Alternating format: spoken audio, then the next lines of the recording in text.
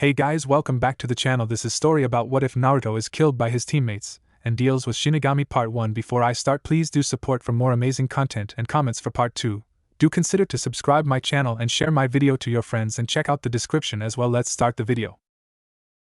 Naruto was lying in his hospital bed, a big grin on his face. He had just defeated the entire Akatsuki all by himself. The rest of the village were beginning to like and trust him. The council, on the other hand, was still as arrogant as ever. They denied him the position of Hokage and denied him the rights to marriage in the Fire Nation, and if he got married in other lands and then returned to the village, he would be rejected and thrown out of the village by law. This made Naruto extremely sad. After all he had done for this village, they still didn't see him as a person. They still couldn't see that he wasn't a demon, but a young man. He perked up though as he remembered the villagers, how they praised him when he returned, how they thanked him and apologized for all their mistakes and mistreatment that they brought upon him. Naruto was happy that they didn't shun him or try to attack him. When he returned, he wouldn't be able to defend himself because he had broken both of his arms after he unleashed Rasen Shuriken after Rasen Shuriken on the Akatsuki members. Naruto was also extremely happy because Cheyenne, the girl he had impregnated so she could continue the line of the priestess, was also close to giving birth. 9 months in, he had learned to love her, although she always loved him. Ever since he stuck up for her and never gave up on her, proving that fate wasn't always destined, and that anyone could change their fate. Naruto also had a spot in his heart for other women, the girls he had loved for a long time. They meant everything to him.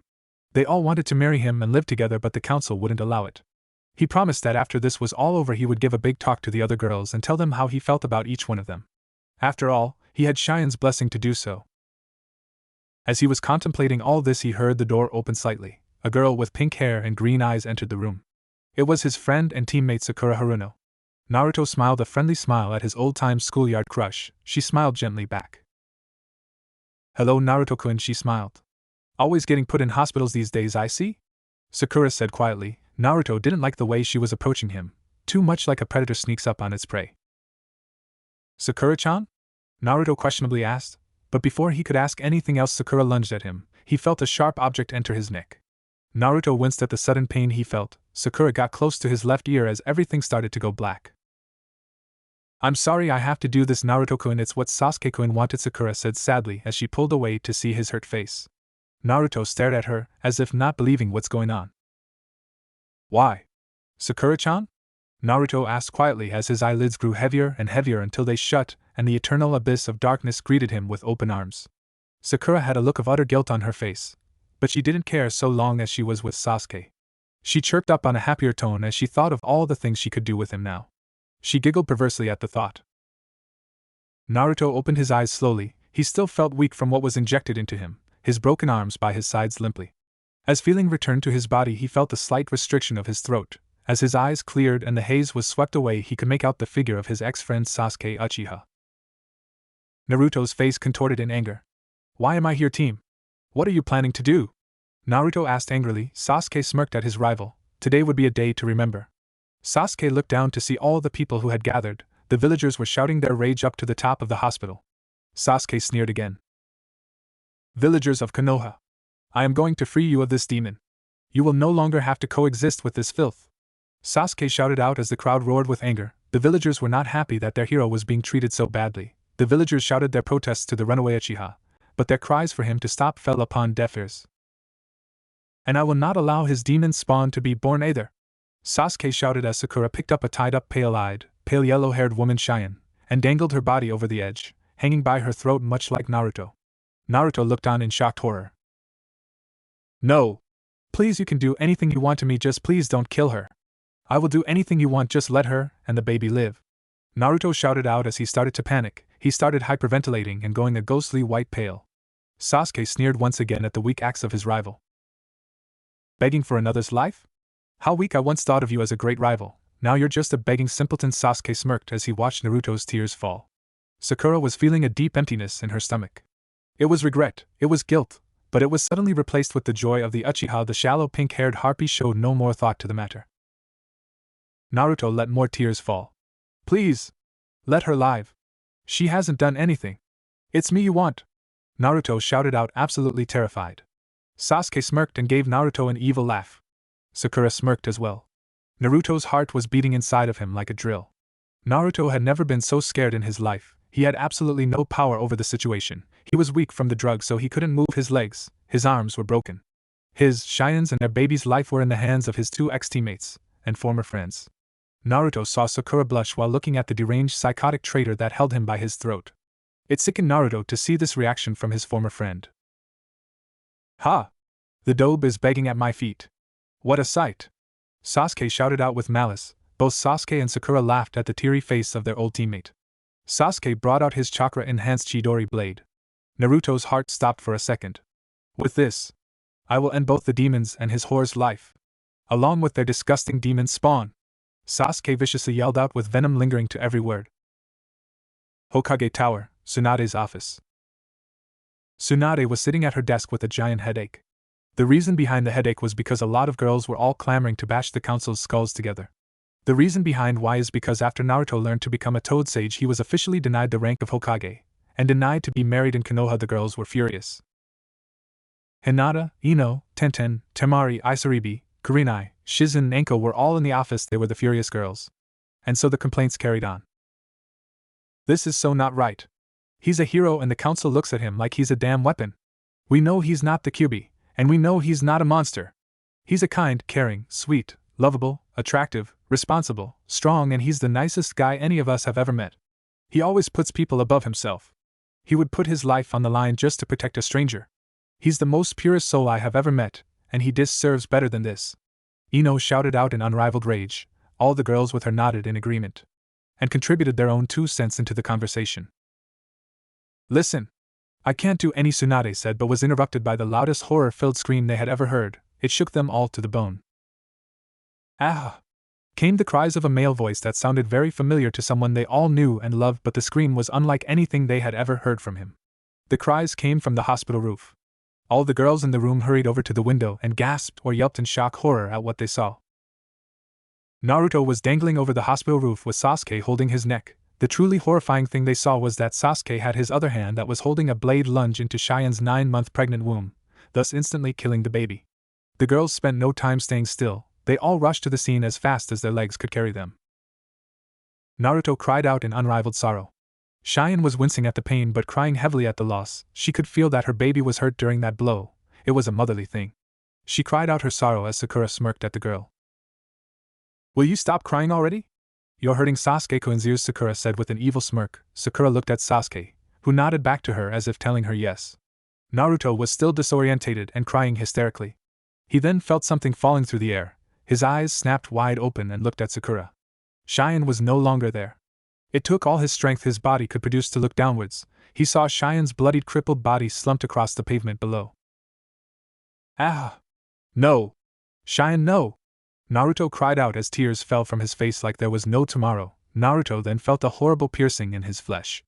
Naruto looked up to see that Sasuke had plunged the sword into his chest also. Piercing his heart, Sasuke dragged the blade through his chest, leaving him dying. Not even the demon fox himself could heal that wound. You're dying, Naruto Baka, and you're about to meet the fate of your horse, Sasuke whispered into Naruto's ear before releasing his grip around Naruto's neck. As Naruto fell from the high building, he started to see images of the smiling, happy faces of his loved ones. Oh, how he would miss all of them. Naruto landed with a sickening thud on the floor as the villagers ran to his side, screaming and crying out their sorrow. Hinata, Ino, Tenten, Temari, Kurenai, Enko, Tsunade, Shizen, and Isaribi ran to his side with tears flowing down their faces. Ino and Tsunade tried their best to heal their love, giving him only precious seconds of time to talk to them all. Girls, I have something I need to say, Naruto said weakly as all the girls inched nearer so they could listen to what he needed to say. All girls had tears flowing from them but denied themselves the need to cry. They needed to listen to what he had to say. I'm sorry I couldn't keep up with my promises, Naruto said weakly. All the girls were crying heavily as they got as near as they could to Naruto to hear his final words. Blood started to leak from his eyes, nose, ears, and mouth.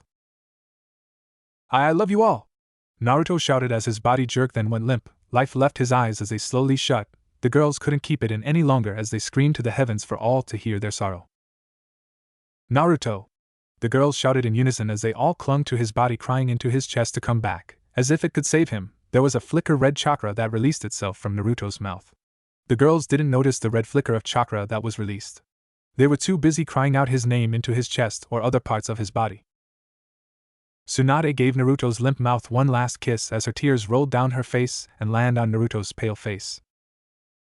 The red chakra flicker expanded until it was the size of a mountain. The red chakra slowly vanished, revealing Kyuubi, the nine-tailed demon fox. The girls noticed the chakra spike coming a few meters away and looked up at the great demon. The most surprising thing they saw was that Kyuubi was crying. She had a look of utter lose on her face. Please do not be frightened, humans. I'm here to tell you that there's a way for you to see Naruto-kun again. Shinigami-sama has an offer to propose to us all, Kyuubi said as a black swirl that was not of this earth made its existence into it. The black swirl kept spinning until a deathly visage exited it. The swirl vanished as the ghostly figure wearing black robes came into existence. Hello, do not be afraid, your souls are not tainted by the evils of this earth. I have decided that Naruto-san is not to die today, but the only way to bring him back to life is if you all go back in time. Then Naruto will remember everything, the deal I'm making with you, the fact that Cheyenne died by the evil one and his accomplice's hands, and he won't forget what he told you. When I send you back, I want you to stop the lives of several people from dying. Shinigami said in a deep booming voice, filled with power and authority. The demon fox nodded vigorously. The girls were shouting their thanks to the death god as they cried tears of joy. Then this is what is going to happen. I will send all of you back in time, including Kyuubi. Naruto will merge with Kyuubi's chakra, becoming half demon. Kyuubi will be released into the world with one tail, while Naruto will have 9. The extra tail is a gift from me. He will become the new demon lord. To mark you as a mate, he will need to bite you on your neck. You will need to do the same to him. This will leave a mark that shows you as his and him as yours. The bite will also transform you into one tail half demons. He will need to pick an alpha for the pack. The alpha must be the one to take the boy's virginity, or I'm afraid that creates a paradox for what we have decided will happen. So that you must decide now, Shinigami said as he crossed his arms, waiting for their answer. The girls blushed intensely, but although for a second, they needed to decide who deserved to be Naruto's alpha the most. It hit them all at the same time. We want Hinata to be the alpha, Tsunade said along with everyone agreeing. Hinata blushed bright red at this. Wim me? Hinata stuttered as she tried to hide her face with her hands. She was blushing tremendously red. The other girls smiled kindly at her cuteness. They knew Hinata deserved this more than anyone. Because Hinata-chan, you have loved Naruto the longest, you deserve to be the alpha more, Ino said with everyone nodding kindly at her. Hinata was blushing extremely red, but you could tell she was smiling, even if her hands were in the way. Thank you, Hinata said shyly as they all grinned kindly back. They hadn't forgotten about Naruto and Cheyenne dying, but they put that horrible fact at the furthest point within their mind, for they knew that they would see the two again. Shinigami nodded his head and began to speak. Then it's settled. I have told Naruto who needs to be saved. It's up to him and the rest of you to right the wrongs that have been brought to your world. I apologize from behalf of myself and Kami for the mistakes made. Before I send you back in time, please sign this contract. This contract basically means that if you don't manage to succeed, then you won't go to hell. Your souls are too pure for that. And technically making a deal with Shinigami means that when you die you go to hell. This contract makes it so that rule won't apply to you all, Shinigami said as he handed them all the contract and a dark-looking pen to write with. After all the girls, including Kyuubi, had signed the contract, they all felt extremely dizzy and faint. All the girls and Kyuubi in fox form fell to the floor, unconscious. Their bodies started to fade and vanish. The Shinigami nodded his approval before receding into the now opening black swirl of darkness. The villagers were shocked and awed by what they just witnessed. They noticed Naruto's body and Cheyenne's body start to vanish too, until there was nothing there anymore. The villagers smiled happily that their hero got another chance. This would be a story to tell their grandchildren when they grew up. Naruto was sleeping in his apartment bed. He was sleeping quite soundly. Naruto felt a weight on his chest, so he reached his hand out to touch it. The weight moaned lustfully as Naruto squeezed it. Naruto's eyes shot wide open as his eyes met with two red lust-filled orbs that stared with a look of wanting back at him. Naruto felt a lot stronger than he normally did. He felt as if he could do almost anything with this newfound strength and stamina. It was then that the memories of what happened to him and Cheyenne came rushing back to him. He shot up from the bed only to be gently pushed back down by Kyuubi. Don't fret, master, the girls are fine, they're all fine. Are you okay? Kyuubi asked with a lot of worry coming from her words. She could see that he was disturbed and confused. Even though Shinigami explained everything, and he understood it all, he was still feeling doubtful and unbelieving towards the situation. And no, Naruto stuttered as he brought his head into Kyuubi's shoulders, crying softly as he clung to her body. Kyuubi nuzzled him and caressed him with her tail as she tried to make him feel better. Even though Naruto knew Cheyenne was safe, and that everyone he loved were too, he still couldn't help but be traumatized by the situation. Do you feel any better? Kyubi asked softly as she continued to comfort him with her hold. Naruto didn't reply, so she continued to hold him, to make him feel loved. After a while, Naruto brought himself together, as he realized that whining and crying about the past wouldn't accomplish anything, and that it didn't matter because he knew all of his precious people were alive. I think I'm okay now. Although it may take some time for me to fully heal, Naruto explained as Kyubi nodded her head in understanding, and quickly drove her lips to his, kissing him passionately and sweetly, letting him know he was loved. When they broke apart, Naruto was blushing up a storm, remembering his chat with Shinigami. How the ghostly creature had told him he'd be able to have his own harem. Kyubi-chan, Naruto said as she looked up into his face, smiling at him as she nuzzled into his chest. People who love me, I never knew the others loved me so much as to be with me at the same time, Naruto thought as he blushed hard. I just wanted to get my feelings out there so I could feel better with myself. I never would have thought they all loved me. Naruto continued as he pondered upon his thoughts. So, when are you going to mark your alpha? Kyubi asked with a grin as she tried to lighten up the mood a little. She didn't know if it was too soon, but she wanted to make Naruto feel better, to allow him to forget the recent tragedy. I'm sorry, Kyubi-chan, but I don't want to rush Hinata into anything. I will let her decide when she's ready, Naruto said as he got out of bed. Kyubi got up also, blushing hard and trying to avert her gaze when she saw Naruto's new body. Naruto looked down in shock. He had 9 golden furry tails sticking out from above his backside. He quickly ran to the mirror to look himself over. He had blonde/golden hair with 2 blonde/golden fox ears sticking up from the top of his head. He was more muscle-bound, but with an athletic build. His eyes were still blue but with silted pupils. It was then that he remembered he had turned half-demon. Kyubi walked up behind Naruto for comfort. She wrapped both arms around her mate's waist. Naruto smiled as she kissed his shoulders. This was the first time Naruto had a good look at her. She was about a head bigger than Naruto was. She was about 21 years old with crimson hair, 1 crimson tail, and 2 crimson fox ears atop her head. She had a bust-sized to her. She had cup-sized S that were round and gracious. She smiled as he sighed comfortably, seeming to relax a little. Although he knew he had no time for relaxing just yet. He pulled away from her slightly as she whimpered slightly at the loss of warmth. Come on, I need to get you some cloths. What sizes are you? I'll try to pick you out some ninja attire, Naruto asked as he got a pen and paper for her to write down her waist, bust etc sizes. While Naruto got dressed, Kyubi wrote down her sizes. She also wrote what colors she liked, and what colors she liked to match the other colors she wore. Naruto came out of the bathroom dressed in his usual orange jumpsuit. He frowned at it. Orange, he liked jumpsuits. He did not. Kyubi handed him the sheet of paper and knelt down so she could give him quick love-filled kiss. When she retracted, she saw the small smile on Naruto's face. Naruto turned and began walking until he heard Kyubi following him. Naruto turned around and gave her a genuine smile. Please wait here and wait for me to give you your cloths, Naruto said as Kyubi nodded a little sadly. She knew she didn't have cloths on, and that would be embarrassing, but she really didn't want to be on her own for too long. Anything you want me to do, master? Kyubi nodded as she sat down on the bed. Naruto blushed at the unintentional erotic sentence, but shrugged it off as he exited the room with Kyubi waiting for him. Naruto looked at the list in hand as he exited the room, and chuckled at what she wanted to wear. Naruto ran to the nearest ninja shop he could. He needed to do this all fast so he could go find his other mates. He noticed the date on a nearby information stand. Shit! It's team signing day tomorrow! Naruto exclaimed as he ran with unrivaled speed that not even Guy could match. Well, at least we all still have our strengths and knowledge from before we came here. That means that I have another 7 years to become even stronger, Naruto thought as he got even faster, becoming that of a blur to all onlookers. Hyuga compound, Hinata's room. Hinata had just woken up. She had tears rolling down her face. She needed to see her Naruto-kun.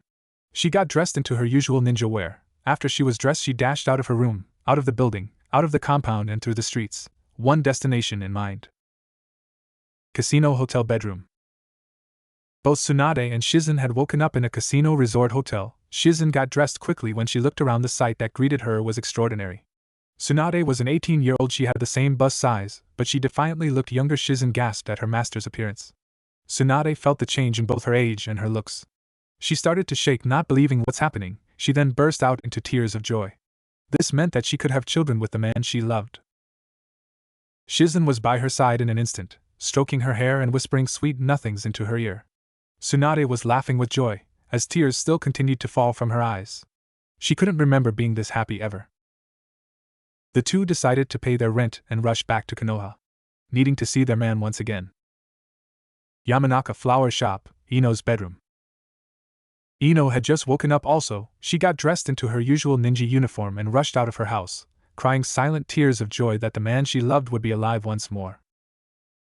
She ran down the streets of Konoha. She ran to the one place her heart would reside. Konoha, weapon shop, Tenten's room. Tenten had woken up in a sweat. She had a really bad nightmare. She dreamt that Naruto died again and that they couldn't help him again. Realizing that it was just a dream and that Naruto was still alive, she shot out of bed, got dressed and ran out of her house.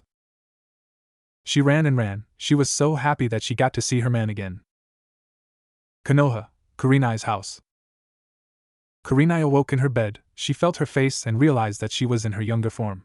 She dashed out of her house and ran for all she was worth towards the only man that she would ever allow to be with herself. She ran to her love, she ran to her man, she ran to her sanctuary. Konoha, Anko's house. Anko awoke in her bed. She remembered all that had happened in her future timeline and she ran towards the house of the one man who ever treated her like she was more than the snake whore, the man that treated her fairly, the man who risked his life and almost lost it in protecting her. She ran with happy tears streaming down her face. She needed to hold her love once more, she needed to feel his embrace. Suna, Temari's house. Temari woke up crying tears of sadness for what happened to her love. They were quickly replaced by tears of joy as she remembered he was alive and sent back. She quickly got dressed, got her fan and ran outside. She jumped on her fan. As she was on her fan, she used a quick jutsu to make the fan glide through the air at a fast speed. She was heading for Konoha. She was heading for the one who held her heart, the one who if died, she would die with him. Demon Country, Priestess's quarters. Cheyenne woke up groggily, her head pounding. It was then that she snapped wide awake. She got dressed into her priestess's robes and ran for the door. She got one of her men to drive a carriage to Konoha. She would be in the man she loves arms in 3 days. She touched her stomach where her baby used to be. She cried out in sorrow and despair as she remembered how much she had wanted Naruto's baby. She promised that when she got to Konoha she would jump him and make him give her the baby once more. She wanted the baby so badly to be able to make love with Naruto and produce something as proof to that love was all the incentive she needed. She would have a child with Naruto, raise it and love it with all her heart. Village hidden in the sea, outside house on the beach. Isaribi awoke in her small humble shack. She knew that Naruto was alive and so she hurried back to Konoha so that she could be with her man. She got dressed first and then set out to go find her love.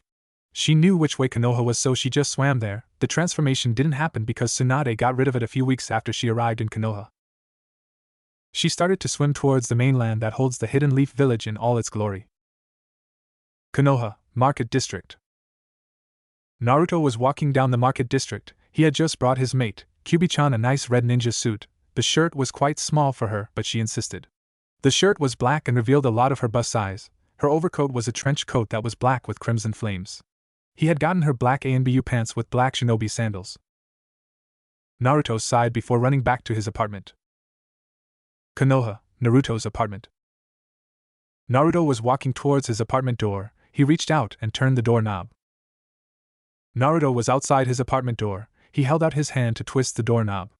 Naruto entered his small apartment only to find it full of the woman he admired. All the girls in the room spun around so fast it made their heads spin. They all had tears flowing down their faces with looks of sadness and defeat. Naruto was about to say something but he never got the chance. He was charged and embraced by all the girls that were in the room. They were crying into different parts of his body. And Naruto-kun, Hinata said as she tearfully looked up from his chest and into his eyes. Naruto embraced her back, letting a few of his own tears fall. And my baby she's dead. Naruto wailed into Hinata's chest. The girls started crying even harder with that statement. They couldn't imagine what pain Naruto could be in right now. They held onto the man they loved so much tighter and tighter. They wouldn't allow him to feel the sorrows of the life he had to live anymore. Don't worry, Naruto-kun, she's safe now, she's back with us, you have the chance to have the baby with her all over again, Hinata said kindly as she wiped away Naruto's tears. Naruto nodded and smiled a weak smile. He couldn't help himself. He had to feel warmth again, he had to feel that someone was there for him, so he quickly embraced Hinata once again and held to her tightly as he rested his head in her chest. He shacked slightly every now and then. Hinata couldn't help but blush at where his head was positioned. She couldn't help but press his head into her more. She let out a quiet moan that made Naruto's face go red. The other girls smirked at this. They decided they wanted their fair share of groping. The group started to caress a body part that belonged to Naruto as he let out moans of pleasure. Before anyone could start to grope his prized possession, he decided to stop them all. Girls, wait, I was told by Shinigami-sama that my first time has to be with Hinata-chan because she is supposed to be the alpha of the group. He says if I don't have my first time with Hinata-chan then the deal we made with him is void and that we will all die. Naruto reasoned with them. They all had sad looks on their faces as they buried their faces into a part of his body. Naruto smiled at their cuteness. Naruto decided to get up. He noticed that not everyone was here. Hinata, Tenten, Ino, Kyubi, Enko and Kurenai were here, but Cheyenne, Isaribi, Temari, Tsunade and Shizen weren't. He understood that they would live quite a long way away from Konoha, so he decided to wait patiently. The girls got off of Naruto reluctantly. It was then that they saw the fox ears and foxtails.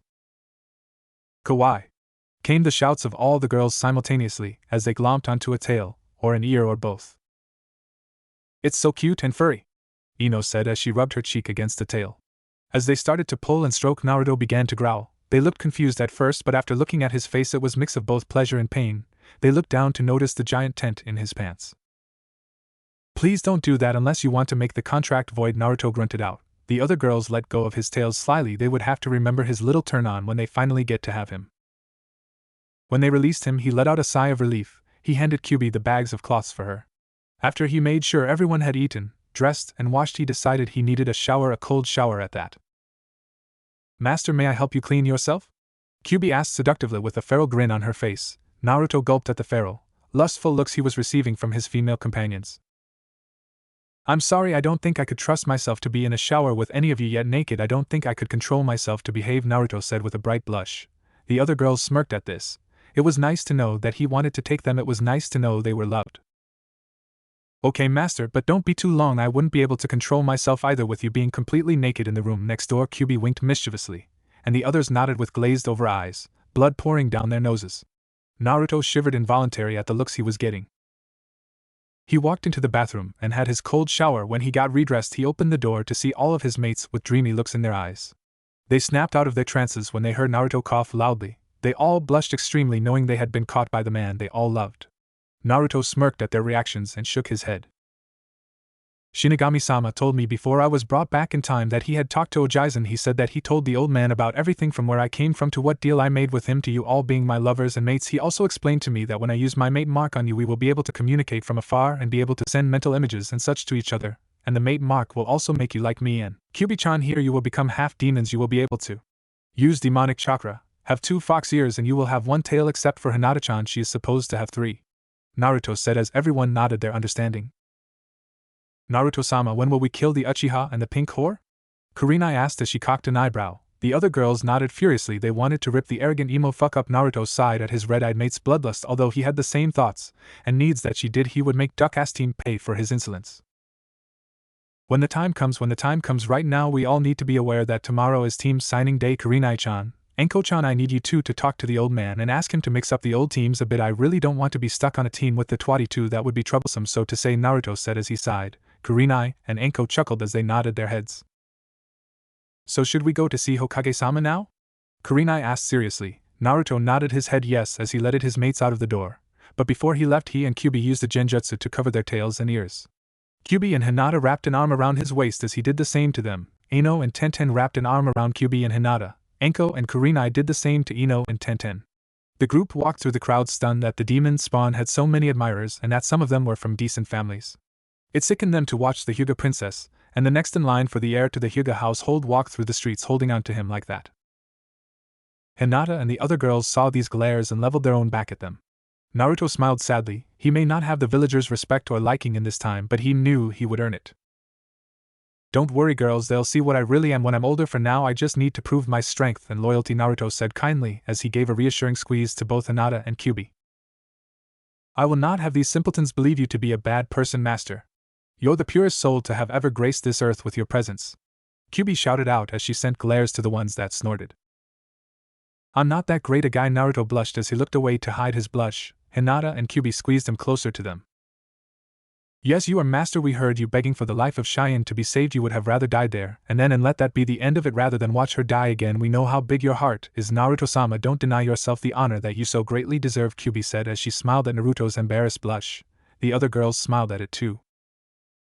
Kyubi-chan? Why do you call me master and sama? Naruto asked her. Everyone smirked at this. They knew why Kyubi called him master. Sure, they would call him master and Sama sometimes to show their degree of love for him, but Kyubi called him master because of other reasons also. The reason I call you master is because I believe I have done you great wrongs. Because of me your life has been so horrible and abusive, so I call you master in a show of respect. I love and respect you too much for me to call you Kun, so therefore I will always refer to you as master or Sama, Kyubi said as she hugged him to her closer. Naruto smiled sadly. He didn't think that she did anything wrong. If anything, right now she was making his life better. If it wasn't for her, then he wouldn't be here right now. He wouldn't have the love of 11 beautiful women, and he sure as hell wouldn't have been happy. Kyubi-chan, you have done nothing wrong to me. In fact, you've made my life a lot better. I don't think I could live much longer if I had to live in that world of hate, but now I have more people to protect and a lot more power to protect them with, so please don't feel bad about all of this. I'd hate it if you were to blame yourself, Naruto said kindly as he ran his hand and stroked her waist. She quietly moaned at the warm contact of her lover's hand. Naruto smiled at his mate's reaction. But I will still call you master because you are the only man I would ever deem worthy to call master, the only person I would call master, the only man I would ever give myself to, Kyubi said seductively as she removed her hand from his waist and moved it slowly down to his hips. Before Naruto could protest to her actions, she grabbed a hold of his precious manhood. You see this, people? This is where my babies come from, Kyubi shouted out for all to hear, the people looking at her through looks of detest and disgust. Naruto went red in the face, and the other girls giggled. The group made their way through the crowd of leery civilians who shot the group dirty looks. The group found their way to the Hokage tower. They all went up to the Hokage's office and waited outside until allowed in by the old man's secretary. The secretary came out of the Hokage's office and motioned for the group that they could see him now. Naruto and his partners entered the room to see a pale old man shakily smoking his pipe. Naruto smirked at the old man's incapability to handle rough news. When Naruto sat down, the girls around him sat down in a chair and scooted it so they sat next to him. Sarutobi looked up from his paperwork and looked at the blonde boy who was apparently 19 in mind but 15 in body. Hey Ojaizen, Naruto said in a happy demeanor. He would have embraced his surrogate grandfather, but he decided the old man needed time to adapt to the situation. Sarutobi smiled and stopped his shaking. He wasn't scared, but he sure was shocked. So Naruto, is it true what Shinigami-sama says? That you're actually 19 and that all these women and more are to be your mates? Sarutobi asked as he took another puff from his pipe. Naruto nodded happily. Ya old man. These are my loves Temari, Isaribi, Cheyenne, Tsunade and Shizen are on their way, Naruto said happily as the other girls giggled at his happiness. They loved to see it when he was happy. Sarutobi got a minor nosebleed that he wiped away with a small cloth that he always keeps in his pocket. Naruto glared at the perverted old man's way of thinking. This glare earned a chuckle from the old man. Let an old pervert have his fun, Gaki, Sarutobi joked as he put the cloth away. The other girls glared at the old man for calling their Naruto Kunagaki. He's 19 emotionally and in his mind. And his body is strangely toned and built like his 19-year-old form, but he's still small like he was back then, Kurenai wondered. Sarutobi chuckled at that. Well, seems as though he's 19 emotionally and in his mind, then I guess he's able to marry. Sarutobi chuckled loudly. The entire group blushed bright red at that. Old enough to kill, old enough to drink, gamble and have sex, Sarutobi continued as he chuckled louder. The girls blushed even further at this point. Are you saying that we can marry and Naruto-kun? Hinata asked shyly as she blushed even more red, which seemed impossible. Sarutobi smirked at the deeply blushing girls. When he and all you turn chunin, I will allow it, because when you're chunin you're technically allowed to go on missions which include drinking, gambling and having sex while making an illusion of someone having sex, but still, so you all want to marry him? Sarutobi asked the group. The group shyly nodded their heads with Naruto happily blushing further. Sarutobi smirked at this. He was loving how lucky his surrogate grandchild was. Then it's settled, I'll write up the contracts for you all. Unfortunately for you, Ino and Hinata, you need to have your father sign the paper because you're both in registered clans of Konoha, so your clan head must agree and sign the paper, Sarutobi said with a chuckle as both preteens sighed in defeat. This would be hard for them, but they both had a foolproof plan. They had knowledge that Naruto was the fourth son and that the clan heads would love to pair him off to their daughters. The girls all nodded again. Hinata spoke up first. I'm okay with it, Hokage-sama. I know my father will want me to marry Naruto because in the future when my father finds out about Naruto being Minato's son, he literally pushes me to get to know him better, Hinata said with a sigh. Sarutobi laughed at this. Hayashi would definitely do this. He would definitely push his daughter to marry the son of the strongest ninja Konoha has known. The group said their goodbyes to the aged Hokage before they left. The group made it back to Naruto's apartment. Naruto mentally sighed in defeat. How was he going to get 7 girls to sleep comfortably in his small apartment? Okay girls, this is what I'm going to do, Naruto said as he gained the attention of the group. First I'm going to go back to Ojaizen's office and pick up some money from my inheritance, then I'm going out to buy a decent-sized house. Old man won't allow me the Namikaze compound until I turn Chunin, Naruto said as he walked back to the office of the Hokage. The other girls frowned. They didn't want him spending and wasting money on them. They were fine with sleeping on the floor of the apartment. You don't have to buy a house, Naruto-kun Tenten said with the others voicing their agreement. Naruto smiled at the group. Don't worry, in the future I spent that fortune like there was no tomorrow, and I still didn't even take 1/10% of the money. Trust me, go get your stuff ready, and I'll come pick you all up. I know you'll all like the house I'm planning to buy, Naruto said as he smiled and started to jog to the Hokage tower waving his hand behind him. The girls smiled kindly at the man they were falling deeper and deeper in love with. He's so generous. And kind. Ino squealed as the other girls nodded and started to daydream and drool as they thought about the man they loved and the only man they would ever love. Naruto arrived back at the Hokage tower. He entered the old man's room and sat down on the chair opposite to the old man. Sarutobi looked and cocked an eyebrow at the blonde 15-year-old going on 19. May I help you with anything, Naruto? Sarutobi asked as he took a puff from his pipe. Naruto nodded his head. I would like my inheritance excluding the house. Of course I know I'm not allowed to enter the grounds honorably unless I'm Chunin, Naruto said in a serious voice. Sarutobi studied the blonde before nodding his head in acceptance. He went over to the picture of the fourth Hokage and sided it open.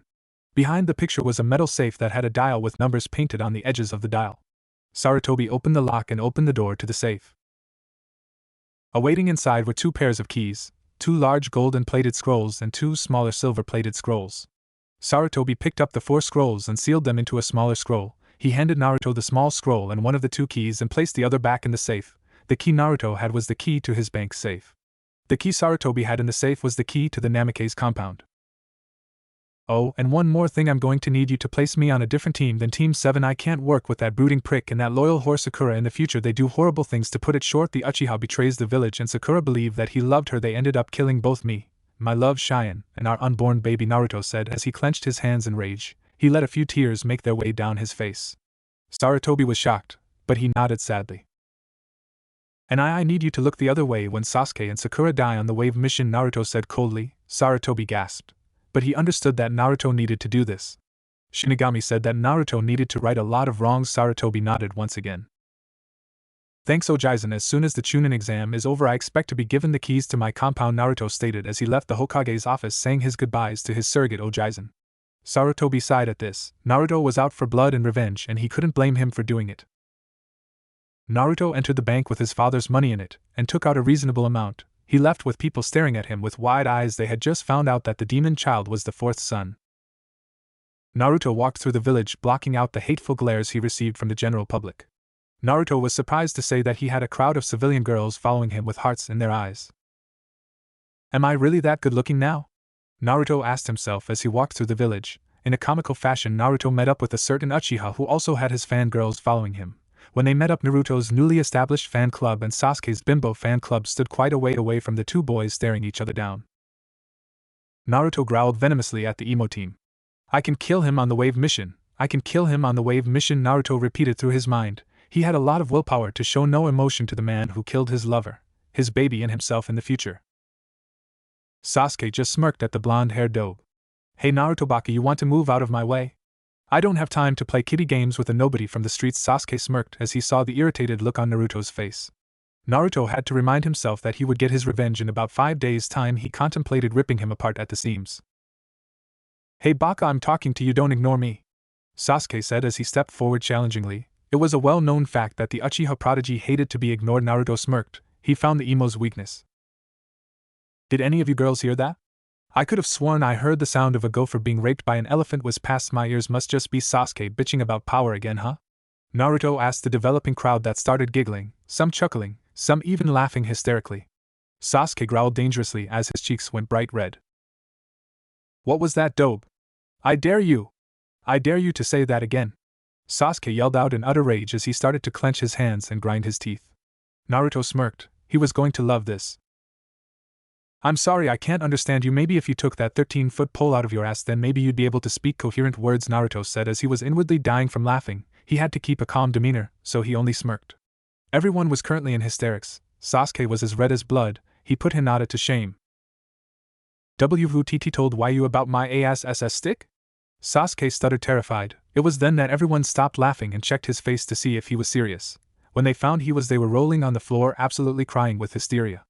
Naruto couldn't keep it in anymore. The rumors were true. Sasuke was gay. All his fangirls whined slightly. But they noticed how good Naruto looked, so they decided to be his fangirls from now on. Ha ha! Oh my god! It's true! The last Uchiha is gay! Ha ha! Naruto shouted out as he was left crying on the floor. Sasuke almost passed out from embarrassment, but he wouldn't allow the class's dead last to outdo him. Sasuke charged while screaming a death cry. Naruto got up effortlessly without using his arms to get up. As Sasuke swung for him, Naruto lifted his knee and brought it to his stomach. Sasuke went flying through the air and landed in a nearby parlor stand. The crowd was amazed by such a display of skill and raw power. Naruto Fan Club! Attack! A random girl in the audience shouted as all the girls in the crowd ran towards him. Naruto jumped up onto a nearby roof to escape the swarming fangirls. Naruto ran to the house's destination that he had decided on buying. 5 minutes later, Naruto had arrived at the house. The word house was a joke. It was actually a mansion. When Naruto was younger in his past life, he used to walk past that house every day admiring its beauty. The man inside was selling it to whoever had the cash at hand. Naruto opened the gate to the mansion and walked to the top of the small hill that the house was built on. Naruto knocked on the door and awaited for an answer. The door started to open, and what greeted Naruto was a rather skinny man with a slight baldness at the top of his head. The man was wearing an upper-class civilian suit. The man smiled gently at the small boy. "And how may I help you, dear boy?" the nice man asked with a kind small smile. Naruto was taken aback by this. Someone in this village didn't mind him at all? Someone was actually being nice to him? "Oh, yes, actually. Before you start, this is not a joke. I am here to purchase your house," Naruto said as he pulled out his frog wallet. "It's no longer a purse. Get over it, Raffle." The man stared in awe at the money the young boy had. The man was actually speechless, so Naruto had to start the conversation. "I saw the sign outside the house that says for sale, and I would like to buy your house. I believe the price was 6 million Ryo?" Naruto asked, and the man nodded dumbly. Naruto smiled kindly as he handed the money to the man. The man snapped out of his stupor and smiled kindly back. "Well, I didn't have much personal belongings here. I'll call the moving people and they can help me move what little belongings I want from the house," the nice man said. Naruto nodded. "No problem," Naruto said as he grinned widely as he rested his arms on the back of his head. 1 hour later. "Well, I think that's everything. The house is now in your name. Here's the papers to prove that, and I guess I wish you all the best. See you around, kid," the nice man said as he rode in the carriage that was driven by a servant of some sort. The other 5 carriages carried the rest of his belongings. Naruto smiled as he exited his house and locked up the gate. He ran across the rooftops as fast as he could to get to his apartment where his mates are. Naruto made it to his apartment in less than 30 seconds, and he had to run from the far end of the village where all the rich people live to the other edge where all the poor people live. Naruto opened the door and walked in only to see all the girls hanging around his room, most of them naked or half naked. Naruto had to shut his door quick before anybody saw. When he turned around, nosebleed evident on his face, the girls glommed him. The girls started kissing random parts of his body as they clung to said part. Naruto was getting passionately kissed by Ino, who was on his chest. Ino's tongue forcing its way into his mouth. Naruto moaned as Ino started to lick around the walls of his mouth. Naruto complied by sticking his tongue into her mouth, their tongues seeming to dance in each other's locked mouths. Kyubi was licking the left side of his face, while Tenten licked the right. All these sensations and groping sent Naruto over the edge as his member grew to great lengths. Ino, who was the one on top of him, groaned as she felt his member stroke against her pelvis. On sheer instinct, she started to grind her hips into Naruto's.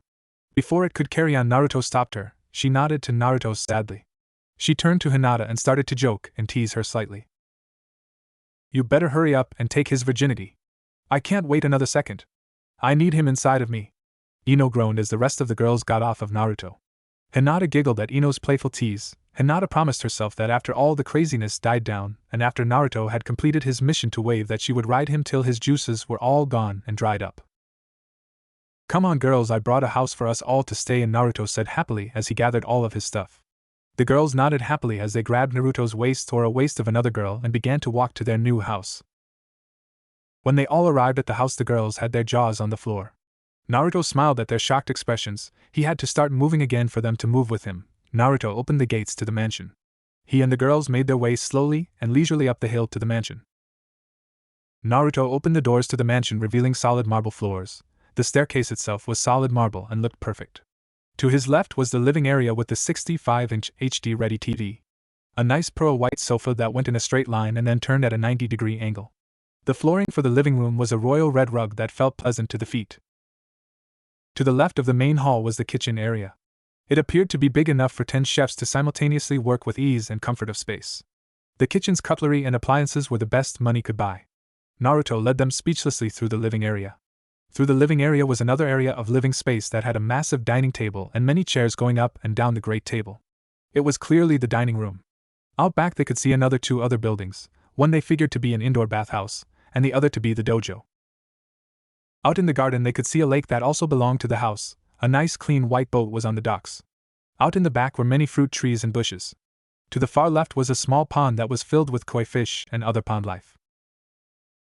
Naruto and the girls went upstairs to see that there was about 20 bedrooms. One being the master bedroom. The girls blushed at the thought of sleeping with Naruto. The big bed in the master bedroom was about as wide as 4 king-size beds and as long as 5. Well, I'm going to bed, Naruto said as he turned around and went downstairs. The girls were confused with this. But Naruto-kun, the master bedroom is up here, Hinata said as the other girls nodded. Naruto turned around and smiled a small smile. I'm sorry, but I don't trust myself to sleep in the same bed as any of you yet, especially since I saw you all naked. In fact, I think I'm going to take a cold shower before I go to bed, Naruto said as he turned around and entered the large bathroom that had a shower/bath/jacuzzi in it. Don't leave that big thing in the dark too long, Naruto-kun. Anko smirked. The other girls grinned devilishly as he closed the door. He decided to lock it just for safety. After Naruto finished in the shower, he went downstairs to sleep on the sofa. He knew he could have slept in one of the other rooms, but there was the chance of one of the girls coming into his room and having their way with him while he slept. He couldn't take the risk. Naruto drifted off to sleep. Tomorrow would be the day the genin would be assigned teams. Naruto walked through the streets of Konoha with all of his lovely ladies following him. Naruto was actually happy to go to the academy for once. He would get to save a lot of people's lives that had been lost to the evils of this world.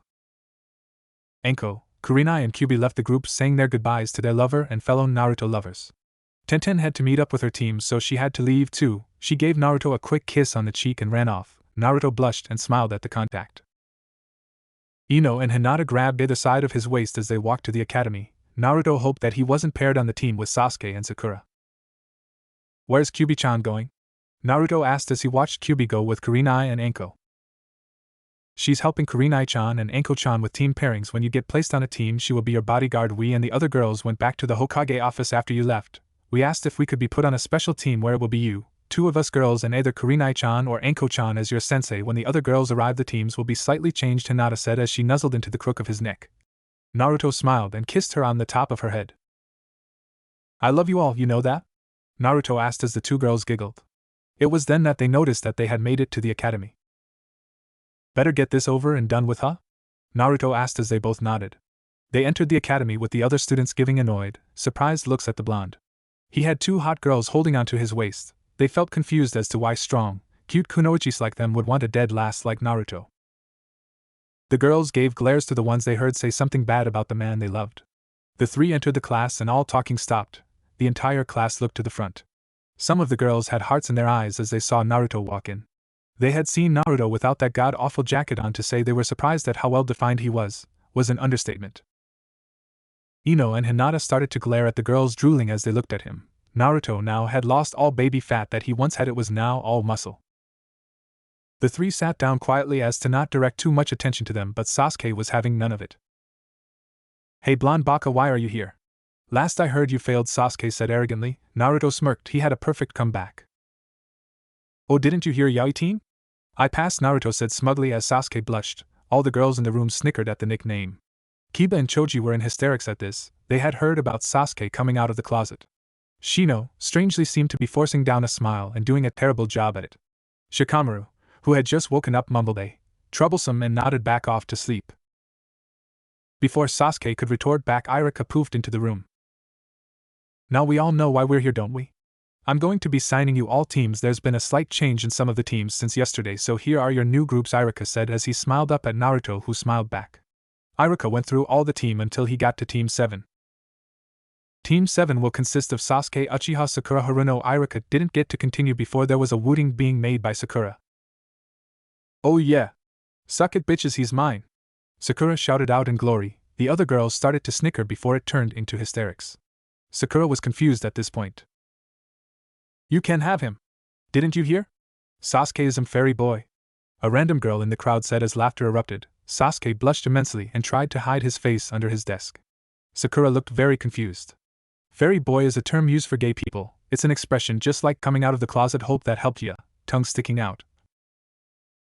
As I was saying, Team 7 will consist of Sasuke, Uchiha, Sakura, Haruno, and Sai. He strangely has no last name, and your Jonin instructor will be Kakashi Hatake, Iruka said with Sai using a fake smile. Naruto almost laughed out loud upon seeing his ex-teammate. He remembered how annoying he was. Everyone in the room looked at Sai. He was quite strange to them.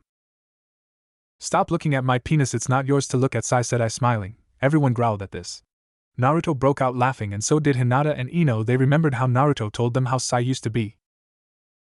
"Anyway, Team 8 will consist of Kiba Inuzuka, Shino Aburame, and Gensi Uzi. OC, your Jonin instructor will be Kurina Yuhi," Iruka said as he pulled out a large ruler. He swung the ruler, and it bopped Shikamaru on the head. He awoke from his sleep with a startle. "Stop sleeping in my class!"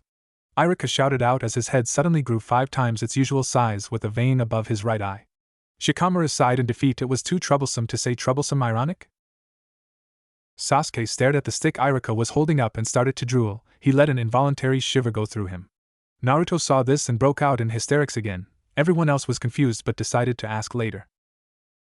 "Anyway, Team 9 is still in commission, so I'll skip to Team 10. Team 10 will consist of Shikamaru, Nara, Choji Akimichi, and Amy Abizi. OC, your Jonin instructor will be Asuma Saratobi," Iruka said as Shikamaru looked at his best friend and smiled. Choji smiled back at him. Team 11 will consist of Naruto, Uzumaki, Hinata, Hyuga, and Ino Yamanaka. Your Jonin instructor will be Anko Mitarashi, Iruka said with a smile as he looked up to see his favorite pupil. Naruto smiled back as Hinata and Ino hugged him. Iruka was beyond surprised. Was Naruto dating both Ino and Hinata? The group sat and waited for their Jonin instructors to arrive. Naruto decided to have some fun. "Hey Shikamaru-san, you're smart. If Sasuke admits to being gay and the girls find out about this, then how many fangirls should he have left?" Naruto asked. Shikamaru smirked and decided to go along with his friend's little joke. "Just the one, Sakura Haruno," Shikamaru said as the other girls started giggling. Sakura just sent an irritated look to Shikamaru. "My Sasuke-kun is not gay!" Sakura shouted out. Sasuke looked at her angrily before going back to brooding. Naruto nudged both Ino and Hinata. They looked at him as he started to imitate Sasuke in his stance. Naruto just sat there pretending to brood. The others laughed at his antics. At this moment Anko was the first to arrive. She looked at Naruto and blushed. Naruto smiled back at her. Everyone besides the to be Konoha 12 glared at him. He was on a team with 3 hot women while they had to live on a sausage fest team. Team 11 rounded the corner to the classroom before Anko grabbed Naruto's jacket and pushed him to the wall. Naruto didn't get chance to speak because Anko had knelt down slightly to bring him into a passionate kiss. After a minute Anko had to let go before any of the other Jonin instructors arrived. If she was caught making out with a 15-year-old genin, it would have been the talk of the village. "As much as I would like to stay like that all day, we have things to do," Anko said with a smirk. Naruto nodded his head as he blushed. The group made their way to a tall building near the Hokage Tower. "Okay, I know everything about all of you and you know everything about me, and I know that you could easily pass any tests I throw at you, so instead of doing any tests we're going straight to C rank missions. I say C for now. We don't want to cause too much suspicion. We need to react realistic when it comes to strength level. Apparently there's a mission coming up. Saratobi-sama says it's said to be a C rank, but it's actually an A rank. He referred to it as wave mission. He said you'd understand." Naruto-kun, Anko said as Naruto nodded his head. "It's the mission I had in my past life with Team 7. The client hasn't got enough to pay for an A rank, so he lies and says it's a C rank. We encounter 2 guys that don't deserve to die. One name's Zabuza of the Bloody Mist, and the other is Haku. Haku was the person who helped me fulfill and complete my nindo to protect my precious people at all costs," Naruto said with a smile and a faraway look. The girls smiled back at this look. "So anyway, until this mission we are to train, even if it's only D rank missions. We need to keep a believable strength level about us. You can go nuts as soon as the Chunin exams come. You don't have to act weak, just don't show anyone your full strength if you can help it," Anko said. The group nodded in agreement. 6 days later, Naruto's mansion. Midnight. Naruto lay asleep on the settee downstairs. That's the English word for couch for those who do not know. Laughing face. It was the night before he went on the mission to Wave. He had been told by Saratobi a few days ago that he would go on the Wave mission with his entire team. QB and Team 7. Team 7 was going per request of Naruto and the other girls. They wanted to slit the emo's throat and gouge out his eyes. Naruto was about to fall asleep when he felt a weight slowly lower onto his body. Naruto opened his eyes and his met sky blue orbs that were shaking slightly. Naruto was concerned now. What's wrong, Ino-chan? Naruto asked worriedly. Ino embraced him and sighed in contempt. Naruto was confused and was about to ask again when. Nothing is wrong, Naruto-kun. Us girls get kind of lonely when you're not with us, and tonight I couldn't stand it, so I came here to sleep with you, Ino said as she snuggled up to his chest. Naruto smiled and blushed at that. No problem, Ino-chan. I'm sorry that I haven't had much time to be with any of you at these times. I won't be able to spend much quality time with any of you. I still have a lot to do before I can relax with you all, Naruto said sadly. Ino smiled and got as close to Naruto as physically possible. She kissed his chest softly. Not a problem, Naruto-kun. I know you have things to do, as do us all. I know you will treat us all right. It's one of the many reasons I love you so much, Ino said as she shuffled up and kissed Naruto hard on the lips. Naruto blushed and kissed hard back. After a few minutes of tongue wrestling, Naruto decided to reluctantly end it. Good night, Inoheim, Naruto said softly. Good night, Narasama, Ino said softly as the two of them drifted off to sleep. Dreamscape. Naruto awoke in a weightless plane that seemed to stand still. The background was that of space. A dark spiral that was slowly getting bigger made its way into existence near where Naruto was floating. Naruto didn't panic because he had seen this happen before. It seems Shinigami-sama wishes to tell me something, Naruto thought as a ghostly figure made its way into the unknown plane that they were both in. Do not fear, Naruto-san, Shinigami said. I have brought you here for one purpose. Kami-chan and Yami-chan wish that you be blessed by my power. They wish for you to be my avatar, and they wish for you to have their blessings, making you half angel, half devil. Now don't get devils mixed up with demons. They are two very different beings. Demons are highly powerful beings created by the movers and shakers of the universe. Devils are the minions of Yami herself. Angels are the minions of Kami herself. Do you understand? Shinigami asked. Naruto was too shocked to answer. He just went extremely white in the skin. Anyway, as my avatar you will receive the power of fire. You may use my powers to bring justice to the evil ones. As Yami's and Kami's apprentice you will be able to control the power of darkness and light. Also as my avatar it will be entrusted to you that when you kill a person of great evils, then you send his soul to me. You will be given natural senses that allow you to tell if someone is good or bad. The eviler he is, then the higher the reward you get for giving me his soul, Shinigami said. Naruto slightly snapped out of his shock. What rewards? Naruto asked shakily. Shinigami smirked at this. Each dark soul has an amount of soul points. Each soul point will buy you an item that is on my list. Some are weapons, some are armors. I may even allow it if you have enough soul points to raise the dead for you. No strings attached, Shinigami said with a smirk. Naruto perked up at that. I could resurrect my family? Naruto asked hopefully. Shinigami nodded ghostly. Naruto had tears of joy making their way down his face.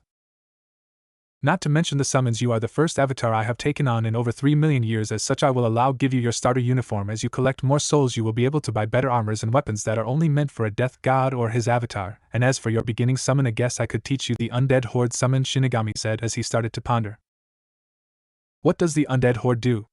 Naruto asked, extremely curious. He was starting to get excited and giddy now.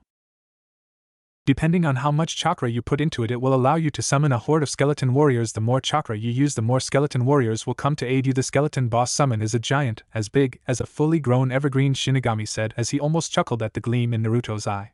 Naruto was lost for words at how amazing it was. There are other summons too?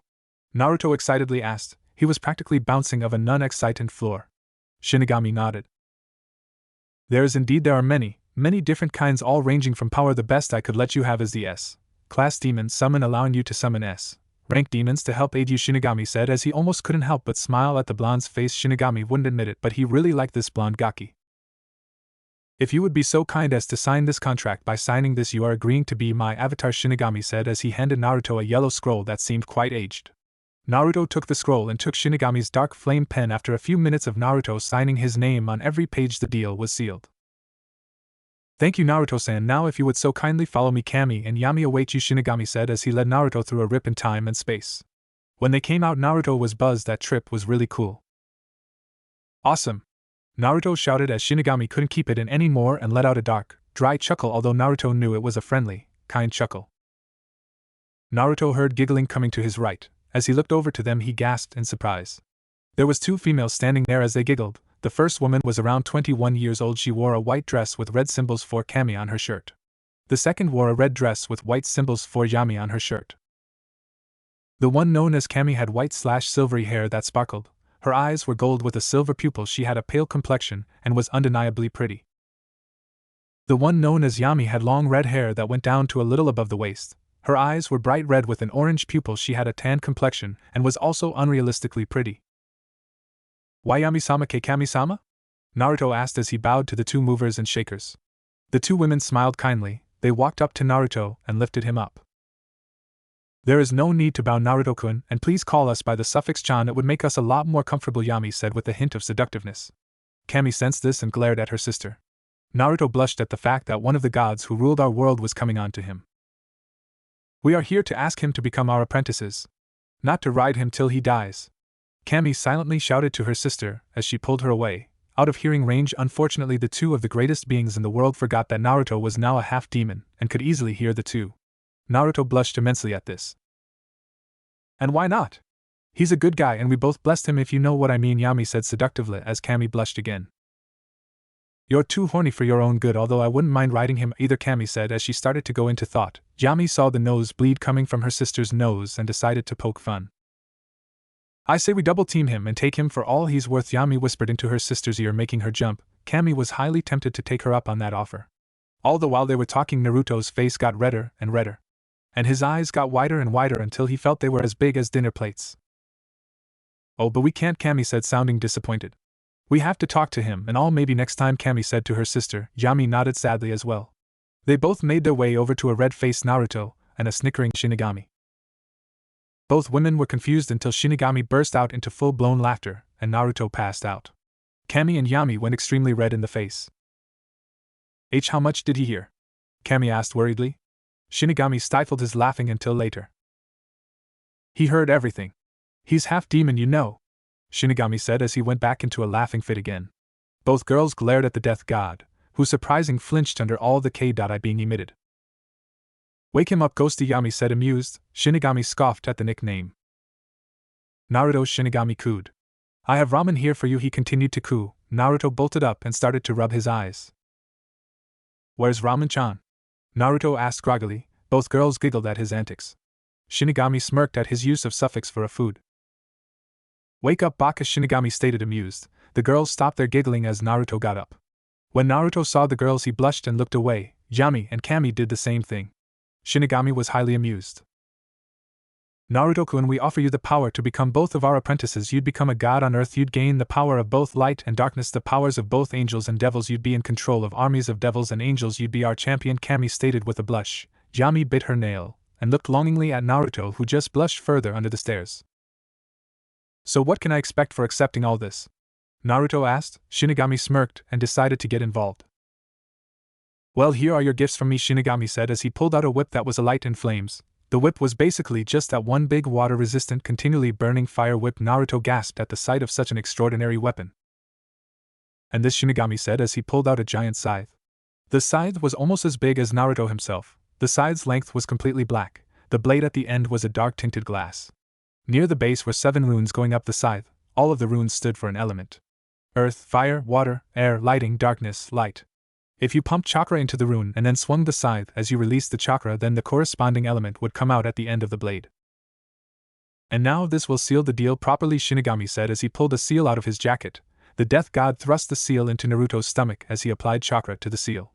The point at which Shinigami's seal touched glowed a deathly dark glow for a second before receding into the seal. When Naruto got up, he felt different. He felt more powerful. He felt stronger. His senses felt more acute. Shinigami pulled a mirror out and made Naruto look into the mirror. What Naruto saw shocked him.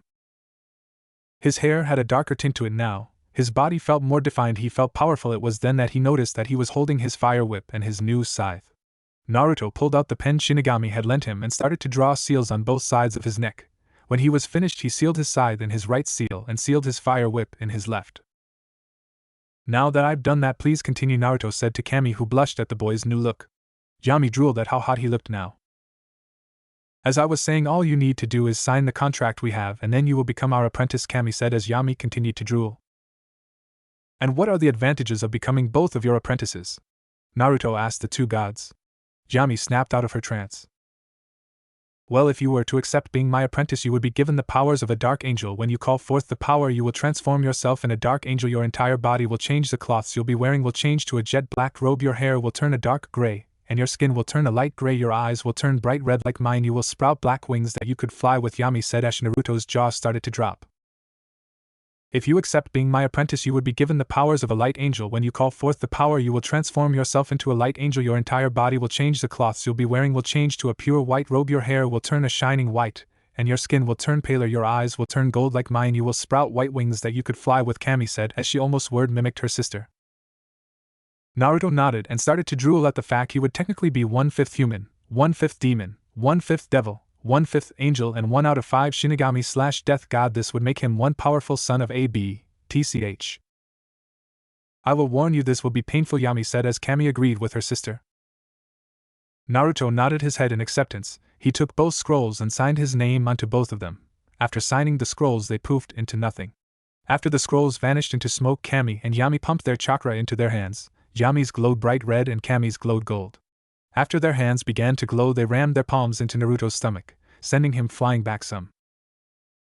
Naruto got up and felt the sudden power surge flow through him. The immense pain flowed through him like none other physical pain he had felt before. He felt the world going darker and darker. Mansion. Naruto awoke in a sweat. He was breathing heavily, and he still felt the aftershock of the pain run through him. When Naruto's senses finally came to him, he noticed that there were weights on all of his sides. In fact, all over his body had weights. He felt slightly damp in places too. It was at this moment he heard silent weeping. Naruto opened his eyes to look into 6 pairs of teary orbs. Naruto was highly confused. The girls started to cry again, but louder this time. The girls held him tighter to them as they cried into his body. Naruto was about to ask why they were crying when Hinata spoke up. Naruto-kun! Hinata cried happily as she wrapped both arms around his neck and cried into the crook of his neck. You were screaming in pain for about 10 minutes. We didn't know what to do, so we brought you up here, Hinata said tearfully as she continued to sob. Naruto held on to each of his mates tightly as he whispered sweet nothings. When all the girls calmed down, Naruto spoke again. I have a lot to tell you all, Naruto said with all the girls nodding. Naruto went on to telling them that he was now Shinigami's avatar, both Kami's and Yami's apprentice, and even how if he killed enough evil people and sealed their souls, then he would be able to raise his family from the dead. The girls all gasped at this and held him closer. They were happy that he would be able to see his family again. They knew that if anyone deserved this, then it was Naruto. He had lived such a horrible life. Well, I do believe that today is the day that we are assigned to assist Team 7 in completing the mission to wave, Naruto said with a smirk. He was going to have his revenge. He was going to make Sasuke beg for mercy. The other girls all got faraway looks as they jerked their heads forward every so often, fantasizing on killing the Uchiha and his faithful pink-haired bitch. Well, let's get at it, Naruto said enthusiastically as he snapped everyone out of their fantasizing. For now, Naruto and his mates made their way to the Hokage Tower to receive their mission. Naruto, Ino, Hinata, Anko, and Kyuubi made their way into the Hokage's office. When they entered the room, they met up with Team 7. Kakashi smiled upon seeing Naruto and he smiled back, but when Naruto's eyes met Sasuke and Sakura, his blood began to boil. Hey, dope, upset that I have the famed copycat ninja and you have the snake whore as a sensei? Sasuke asked as he crossed his arms over his waist. Sasuke was about to laugh but found his face connecting with something hard. After Naruto had heard that statement, he ran at the Uchiha, barely restricting his blow but enough to only knock him out for a while. Sakura screamed in fright as she checked to see if her Sasuke-kun was okay. It was at that moment that Naruto was close enough to make out his features. Naruto had a darker yellow tinted hair now, he was slightly taller and had even more of an athletic build. If you got close enough, you could make out the red tips on the top of his head. Naruto, what happened to you? Sarutobi asked as Kakashi and Irika, who was also in the room, nodded in their agreement. Naruto took a deep sigh and tried to calm himself down. There's a lot to explain, Gramps, Naruto said as Sarutobi smiled that Naruto would acknowledge him as family. You know who will tell you the details while I'm away on whatever mission you have planned for me, Naruto said as he was careful not to mention Shinigami's name or the fact that he knew about the mission. Okay, no problem. I am assigning Team 11, Team 7, and Team 8 on a mission to Wave Country. This will be your first C-rank mission to Zunasan. You may enter now, Sarutobi said as an elderly man walked into the room. The man took a deep swig of his beverage and looked the students over. Before he could get a chance to insult a few of them, Team 8 walked in. Sorry we're late, Kiba was chasing his imaginary tail, Kurenai said with a chuckle as her 3 students walked in. Kiba looked at Naruto with a surprised look. Hey Naruto, what's up with the new look? Kiba asked as he walked over to his old-time arrogant friend. Felt that I needed to establish a new look. Unfortunately, I still have these awful monstrosities, Naruto said as he pulled at his top. Kiba laughed at the statement. Well, you're supposed to depart in an hour's time. That gives you all some time to shop and all, Sarutobi said with a smirk. Naruto smirked back. Thanks, old man. I think I'm going to take you up on that offer. Any of you girls want anything? No problem at all, Naruto asked. The girls smiled and nodded, thanking him. The group left to go get some new things. Kiba was surprised that the girls had wanted to go with him. They can't all be together, can they? Kiba thought, surprised. Nah, Kiba said, washing the thoughts from his mind. Tazuna was still quite drunk, so he looked around the room. He saw an unconscious Sasuke and a frantically overreacting pink-haired girl running around the room screaming that he was dead. Tazuna felt the need to be sick from his overdrinking, so he ran over to the corner of the room, the same corner the arrogant Uchiha lay unconscious. Tazuna was sick all over Sasuke, the majority landing on his face near his open mouth. A/N. Owned. After Tazuna was done barfing up his morning breakfast, Sakura was starting to become sick at the sight. She ran to the nearest bin and decided to blow chunks. If we are all quite done with defiling my room with your body fluids, then I will ask you, Tazuna-san, to meet your ninja protectors at the north gate of this village in an hour's time, Sarutobi said, irritated, as he watched his new carpet become ruined. Tazuna drunkenly nodded as he made his way out of the room. Ironically, Sasuke woke up to a horrible taste in his mouth after fully realizing what it was and how he may have swallowed some in the process. He was sick all over again, spewing his breakfast and Tazuna's all over Sarutobi's new carpet. Will everyone stop being sick on my carpet? Get out! Sarutobi shouted in anger and irritation. Sasuke and Sakura ran out of the room, scared out of their side as he looked at the atrocious mess. Sarutobi pushed the button to the mic on his desk. Suzy, I hate to ask you this, but there's been a really bad mess made in the room, and God, it smells. Sarutobi said as he and Iruka jumped out of the window and down into the streets to evade the stench, and also Sarutobi's assistant. She would skin Sarutobi when she next sees him making her clean up sick. He knew he wasn't going to get out of this without one hell of a good apology. Konoha Ninja Appliance Shop. Naruto had just walked out of his favorite ninja appliance shop. He wore black A&BU trousers with a black mesh shirt that showed off his figure. He wore black sturdy shoes that had a metal finish at the end of the boot. The metal part at the end of the boot had a slit in it. If chakra was pumped into the metal, then a 4-inch blade would come out at the end. Everyone else wore similar things to Naruto except in different color or sizes. The girls wore shirts that showed off their bust sizes. The girls wore skin-tight A&BU pants that showed off their curves. Naruto was drooling at the looks of all his girls. Wow, you all look beautiful, Naruto said quietly, due to his breath being taken away. The girls blushed for two reasons, the first being that they could see how well-defined Naruto was now, the second being that he complimented them all on their looks. Thank you, Naruto-kun/Sama, came the replies of all the girls with him. Tenten smiled as she came up to him and wrapped him in her arms. It's a shame I can't come, I have to train with bushy brows and Mr. Fate all day today, Tenten said with a mock pout. Naruto laughed and kissed her on the lips. The other girls smiled at the display. That's not a problem, Tenten-chan, I'll see you when I get back. If the girls arrive while I'm on my mission, show them to the mansion please, Naruto asked. Tenten nodded and gave him a small peck before running off to her teammates. The group left the ninja appliance shop. After Naruto had paid the money, of course, they made their way to the bridge builder. So Naruto-kun, Hinata said curiously. Naruto looked at her, so she continued. What does this all mean now that you're Shinigami's avatar and both Yami-sama's and Kami-sama's apprentice? She continued. Naruto smiled and answered her question. Well, for one, I'm a lot more powerful now. I have more weapons, I have special abilities, and I was told earlier on today in my head that I will have 3 special eye tricks, one being Shinigami-sama's. His will allow me to see other souls, see if they're good or evil, and see their elemental affinities. It doesn't have much of an advantage during battle, more of a tool I can use for extracting souls, Naruto said, and the other girls nodded in awe. Naruto continued. Kami-sama gave me an eye dojutsu, also it allows me to predict what my opponent is going to do next. It allows me to see into the distance, and it allows me to see chakra coils. This eye dojutsu is supposed to be meant for battle. I am able to see my opponent's whereabouts instantly. I can find him out, see his chakra levels, and see what he's going to do to me, Naruto continued. The girls were once again baffled by the power he now has. And Yami-sama gave me another eye dojutsu. It allows me to read others' minds. I can connect with their minds if they are unconscious. It will also allow me to control demons and see through genjutsu, Naruto continued. The girls were even more astounded by the last part. See control over demons? Kyubi asked, slightly afraid. Naruto frowned at this. You know I would never try to control you, don't you? Naruto asked. Kyubi shot up at that. Kyubi felt bad for making Naruto think that she didn't trust him. Of course.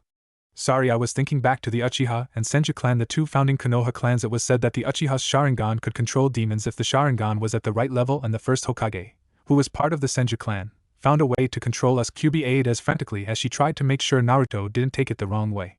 Naruto smiled and nodded his head. It was just I'm misunderstanding. I see, no problem then. Naruto said happily as he grinned at his little fox. She blushed and her insides fluttered a little upon seeing Naruto's infamous smile. The other girls had similar reactions even though I wasn't directed at them. The group walked for about 10 minutes leisurely until they arrived on time at the meeting place, the north gate of Konoha. When they arrived they saw the troublesome Tusum, his future surrogate big brother, and the client who was still rather drunk, but not as much. "Hey Dobe, where have you been?" Sasuke asked coldly. Sakura had hearts in her eyes as she watched her mysterious affection abuse the class Dobe. "I have no need to tell you where I was, so I won't answer your question, Yaoi Team," Naruto said with a smirk as the others giggled. Sasuke got red in the face. Sakura glared at the blonde dead last of the year. "Naruto and Nobaka. How dare you insult Sasuke-kun like that?" Sakura screeched as Naruto held his ears. Sasuke did the same as everyone else wasn't aware that Sakura was going to shout, so they could only cringe. "Shut up, bitch. I didn't ask for you to help me," Sasuke shouted as he turned around and glared at the pink-haired girl. Sakura winced at her obsession's hateful glare. Sorry, Sasuke-kun," Sakura said as tears welled up in her eyes. Sasuke scoffed as he turned away from her, leaving Sakura to drench in her sorrow and sadness. Naruto smirked. "The loyal Sasuke bitch got shot down now, that's what I want to see," Naruto thought as he and the other girls smirked. "Enough already, are you set to Tazuna-san?" Kakashi asked as the drunk man reacted in what everyone assumed was a nod, either that, or he just shit himself. Either one was highly probable with the man's current state. The group started on their journey to Wave. It would be a long journey, but there was two things Naruto wanted to while here. One was to kill the Uchiha, and his bitch. The other was to save Haku and Zabuza. Naruto and the group walked through the forest as they headed for Wave. The forest wasn't quiet nor was it loud, it was a peaceful and tranquil silence. That was of course until a certain Uchiha had to pipe up his opinion. "Hey Dobe, why are all the kunoichi with you?" Sasuke asked arrogantly. Naruto smirked as the girls around him shuffled closer to the man they loved.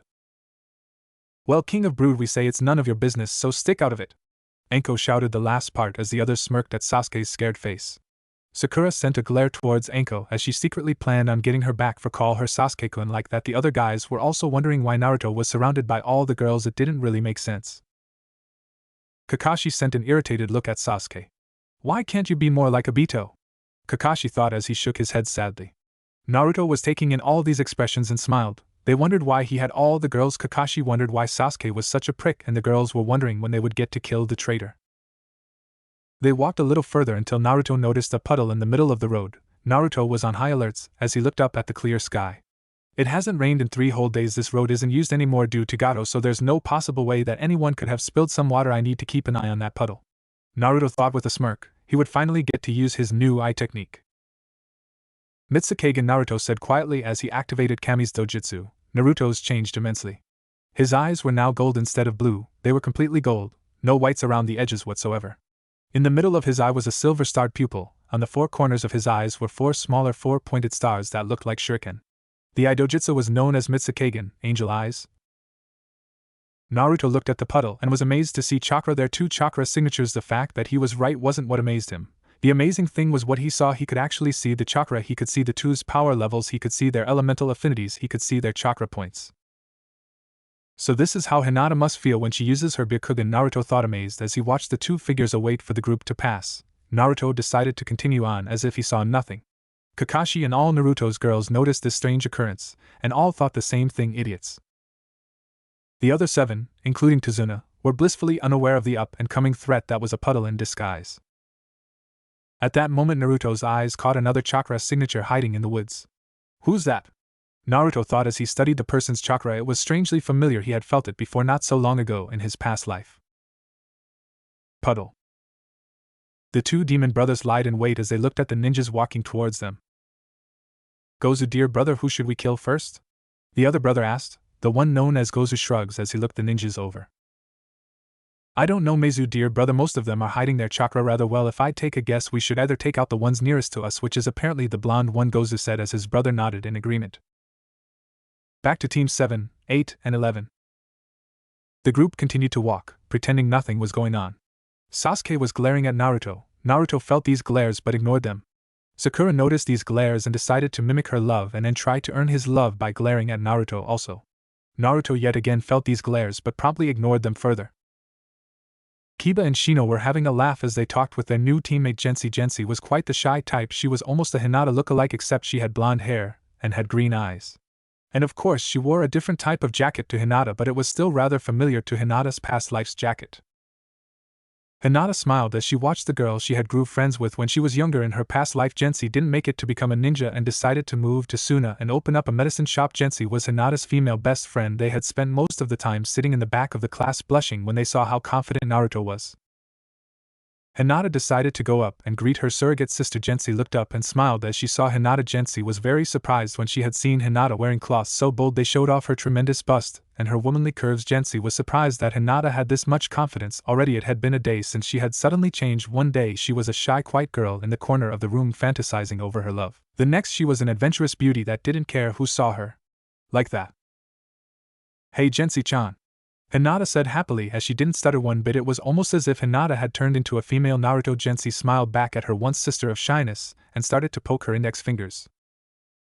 Hello Hinata-chan," Gensi stuttered as she looked away with a blush. Hinata was confused at why she was so shy. All of a sudden, she looked around and saw Naruto staring at the two of them with a smile. Hinata smiled back at him before she turned back to Gensi and smirked. Hinata got right up to Gensi and took her away from the group, away from hearing range of the others. "You like Naruto-kun too, don't you?" Hinata asked, slightly amused at the look of horror on her surrogate sister. Gensi started to baffle out excuses and denials. Hinata put a finger to her lips to silence her. Hinata leaned in and whispered into her ear seductively. "You know all us girls are sharing Naruto-kun. I'm sure if we talk to Naruto he will give you a chance, get to know you better, and eventually love you like he loves us," Hinata said seductively into Gensi's ears as the girl's blush took over her body. Her personal parts of the body started to get damp, and she felt a lot hotter, her heart pumping faster, and her breaths becoming louder and more frequent. Hinata was about to seal the deal by giving her a passionate kiss, but she never got the chance. Gensi fainted in her arms as blood started to trickle from her nose. Hinata smiled and picked her up. She carried Gensi on her back as she rejoined the group. Naruto gave her an odd look as he saw Hinata carrying an unconscious girl he barely had the chance to see in the academy in his past life. Hinata smiled and handed him the unconscious girl. The girl, who was now in Naruto's arms, subconsciously snuggled into his neck and let out a sigh of contempt. Naruto blushed as he felt her legs wrap around his. It was also the fact that she was damp in her lower regions. Naruto got up to Hinata and whispered into her ear so only she could hear it. "Why is Gensi all wet down there?" Naruto asked with a big blush. Hinata blushed and giggled perversely as she knew she had turned her friend on. Naruto had to fight his manhood. He wouldn't allow himself to be embarrassed by getting stiff. Hinata giggled more at the look of concentration on Naruto's face. She couldn't help it. She wanted Naruto all embarrassed. She got right up to his ear and licked it sexually. "Best friends share everything, Naruto-kun," Hinata said huskily as her hot breath reached Naruto's ears. Naruto couldn't help it anymore, and his soldier rose to attention, causing Gensi to moan out loud as she felt Naruto's member rubbing against her womanhood. Everyone looked their way. Kakashi and Tazuna had nosebleeds while Kiba, Shino and Sai were either laughing hysterically, smiling, or in Sai's case doing a weird facial expression. Sai had forgotten how to smile properly, so this expression was showing that he found this hilarious but didn't know how to show it. The girls just giggled and were slightly jealous that this new girl was giving their man pleasure. Sasuke glared at the boy and looked kind of sick at the sight of opposite-sex relations. Sakura was fuming at the blonde. "Put that girl down, Naruto baka. What the hell? You're supposed to like me," Sakura shouted out as she ran and punched Naruto in the back of the head. Naruto used all his willpower not to turn around and decapitate Naruto there, and then the other girls glared wildly at the pink-haired banshee. Hinata, on the other hand, couldn't control herself. Hinata ran up to Sakura and punched her straight in the face. Sakura went flying back and broke through a tree. Hinata only used 10% of her usual strength to hit her, with barely restricting it to 10. Sakura got up, bruised and beaten. She coughed up some blood and looked at Hinata shakily. "Why did you do that? You damn bitch. When I'm Sasuke's wife and a part of his clan's council, then I'm going to order your death. Then I'm going to kill off the entire Hyuga clan," Sakura shouted as she coughed up some more blood. Sasuke glared and scoffed at her declaration. Hinata screamed with fury and tried to kill her there and then, but Naruto stopped her from going any further.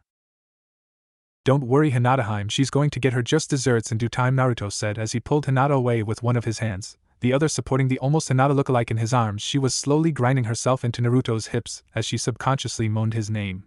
Naruto was blushing all the way as he was forced to carry the hormonal woman. Hinata giggled and whispered into his ear. "She's like me, you know, she truly loves you, please give her a chance," Hinata asked pleadingly. Naruto nodded his head with a smile. "Of course, Hinaheim, anything for you girls," Naruto said quietly and kindly as the group finally reached the puddle. Naruto handed the girl to Hinata, who nodded in understanding as she and the other girls stayed away from Naruto. This was about to get ugly.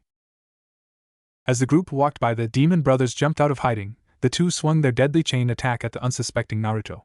When Naruto was impaled by the pole at the edge of the chain, Kiba, Shino, and several others went pale and were about to assist their comrade and see if he was alright. But before they could think of the smallest detail on what to do, Naruto poofed into no existence. The two demon brothers were about to launch an attack at Kakashi, completely ignoring the fact that the person they had just attacked had vanished. Even academy students knew better. But before they could use another subordinated attack, they fell to the ground unconscious. Naruto stood on a pillar he made of earth with a weird dojutsu blazing in all its golden glory. The entire group gasped as they looked into the eyes of their blonde teammate and friend. No longer were his eyes the deep blue that held so much kindness and gentleness, they were gold and powerful. Naruto's eyes had changed into a golden Sharingan. The entire eye was fully gold with a silver-starred pupil in the middle. He had two silver tomos on opposite ends of the golden Sharingan. The eyes looked powerful and commanding, expecting no less from the owner of the golden eyes. What is that ID dope? Sasuke asked shakily. This eye resembled the Sharingan completely. Besides the color change behind Sasuke's scared exterior, he was fuming. The class dobe had somehow copied his dojutsu and changed its colors. Ironic that the owner of a dojutsu that could steal jutsus would complain about someone else stealing his. That knowledge is for people I trust and people I trust only, and for the record, this is nothing like your Sharingan team, so don't even try to complain, Naruto said as he glared at the last Uchiha. Sasuke backed away as he received the glare. Sakura, however, she must have been born with a bloodline that ignores killing intent. How can you deny Sasuke-kun information like that? He is better than you, Baka, so give him what he wants. Or else. Sakura didn't get to continue. All she saw was Naruto vanish from sight and a loud smacking noise being made to the left of her. Sakura turned and saw that Naruto held the fist of an angry Hinata who was mere inches away from punching her smack on in the temple, giving a high chance of her killing Sakura. Why would you even try to hit me? You know I'm right. Sakura huffed arrogantly as she started to glare at an increasingly enraged Hinata. The other girls started to grind their teeth together as they tried to hold on to something. They knew that Naruto was to be the one to kill the two. They just wanted to have a little fun before that happened. Will you shut up, you fat four-headed bitch? Ino shouted as the other girls started to feel a little bit better after that outburst. Kiba, Shino, Sasuke, Sai and Kakashi looked physically shocked. Their insults had always been toned down, but that was actually meant to hurt her. Kakashi noted that Ino no longer fawned over Sasuke, and if he was correct, then she now had a thing for Naruto. Sasuke and Kiba started to laugh slowly until it burst into full-blown laughter. Ha ha ha. You just got owned. Ha ha. Oh my god. Ino just made Sakura her bitch. Sasuke wailed as he fell to the floor. Sakura looked undeniably hurt as she stared from Ino to Sasuke. Why would you say that? Sakura sobbed as she continued to cry. Just like in the manga, huh? Ino glared more potently at the sobbing form of her past life's friend/rival. Why? You want me to tell you why? I'll tell you why.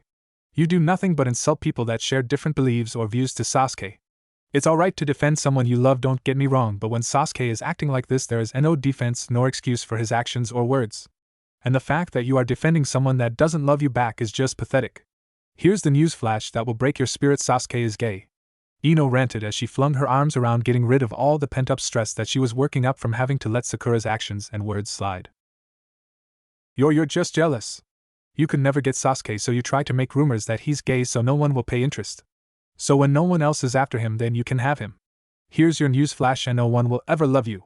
Sakura shouted as she started laughing at thinking that she had just won the conversation, that is until. Slap. Naruto had used the hand that was stopping Hinata to backhand Sakura in the face. As she fell to the floor, she shakily moved her hand up to her cheek. She felt the nasty stinging red mark on her face. Sakura looked up with tears in her eyes at the fuming red-eyed Naruto. All anger was lost when she looked into his eyes full of hatred and anger. You will never speak to her like that again. Do you hear me, you spoiled little bitch? And for the damned record, I love her and always will. While she has somebody to love and to love back, you're lying on the floor crying your eyes out while the love of your life is over there rocking back and forth laughing at you. He would rather acknowledge me to be stronger than him than to acknowledge you as a lover or even just a friend. You are a pathetic excuse for a kunoichi, and an even more pathetic excuse for someone who should have humanity, Naruto said as he continued to stare daggers. Red eyes blazing at the cause of all his anger and rage. The other girls smiled that he would defend them so furiously. Sasuke was continuing to laugh at the annoying pink-haired girl's depression. Kiba, Shino and Sai were surprised at the fact that he had just admitted his feelings for the blonde mind manipulator in front of her. Kakashi and Tazuna were cracking open a beer, hoping for a cat fight. Ino ran up behind Naruto and hugged his back as she dried a few of her tears. Some were tears of sadness at being told she was unworthy of love, some were tears of joy that Naruto would defend her and declare his love for her out in the open like that. "Thank you, Naruto-kun," Ino said softly as she kissed the spot in between his shoulder blades, sending a shiver down his spine and to his very core. Ino smirked at this reaction. She hoped her slightly seductive tone would have caught on to him. As Naruto was stood there, stock still, his dojutsu receded from lack of brain waves. "And not a problem, Ino-chan," Naruto stuttered as his face went red. Ino wrapped her arms around his waist and started to stroke his stomach, going a little lower every time before she could grab a hold of her prize. She was interrupted by a loud cough coming from Kakashi. This alerted Ino back to the present situation. She blushed as she saw all the sly looks of the girls and all the flustered looks on the boys except Sasuke, that is, he looked on in disgust at the display of emotions and opposite sex relations. Sasuke never believed that opposites attract, therefore his belief that he was strong so Kunoichi's must be weak, and that was his state of mind. "Naruto, if you haven't forgotten, there are 2 unconscious ninja at your feet, could you please tie them up?" Kakashi asked as Naruto nodded his head. Naruto lifted the 2 fully grown men and slumped them against the shoulder with ease. He carried the 2 to a tree and tied them up using their own chain. Kakashi took Tazuna away and started to ask him why ninja were after him. After a very sad sob story, the 2 walked out of the woods. Only Naruto had heard the conversation due to his kitsune hearing abilities. "Alright teams, this is now an A rank mission. We have to decide, do you feel ready to continue? Do you feel you are ready to fight ninjas?" Kakashi asked. There was a round of vigorous nodding and agreeing coming from Team 8 and 11, but Team 7 was quite skeptical. Sai didn't mind if they continued, but Sasuke and Sakura weren't sure. "I don't know, I don't feel that this mission is a high enough level for me," Sasuke answered as he tried to hide the fact that he was scared shitless from the recent attack on them. Although only Kakashi, Kurenai, Kyuubi, Enko and Naruto noticed this, Sasuke was hiding his fear behind a mask of anger that Naruto was able to take out 2 strong ninja easily. "Are we scared? I don't believe it. The almighty Uchiha-sama is actually scared." "What a surprise," Naruto said sarcastically as he sighed. The other girls smirked at Sasuke's obvious irritation. While Sakura wasn't paying any notice, she was still in the same position crying. "Well, from majority vote it's official, we go on," Kakashi said surprisingly enthusiastically. The others grinned at the sight of the fuming Uchiha. "What do you mean? I said no. And when I say something it goes without question," Sasuke shouted his authority for all to hear. Naruto glared at his arrogance and selfishness. Sakura weirdly perked up at the sound of her affection's voice. "That's right. Sasuke-kun wants something. So why don't you grant it?"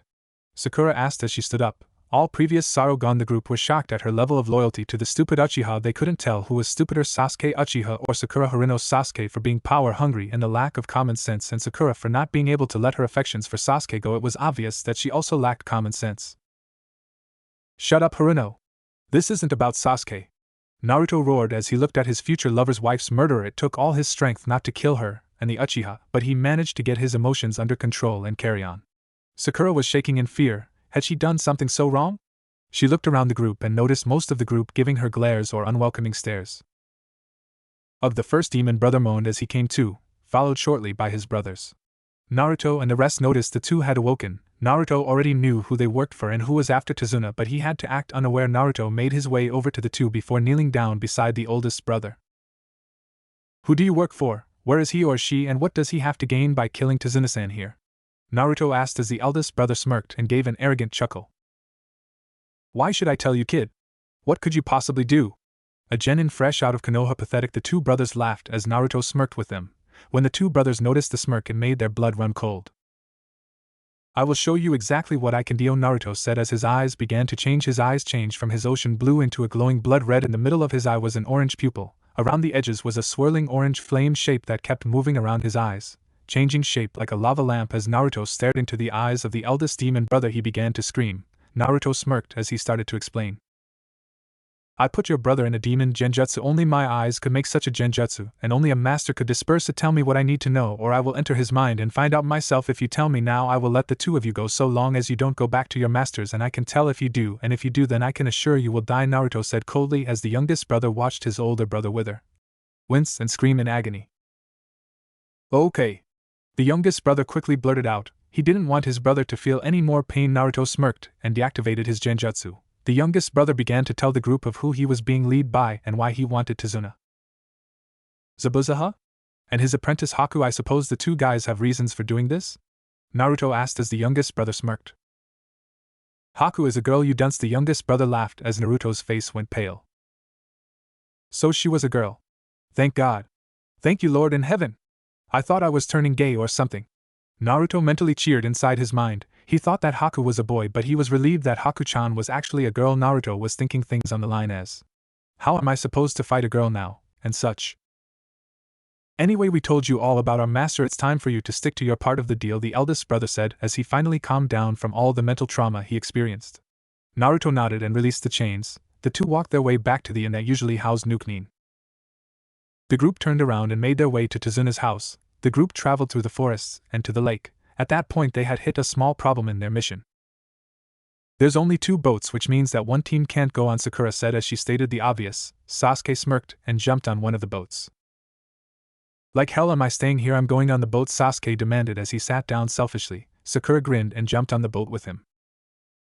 I'm with Sasuke-kun, Sakura stated as she sat down next to him and smiled widely at him. Sasuke grunted and looked away, disgusted by the actions made by his teammate. Naruto smirked at the look he gave. It was at that point Naruto had an idea.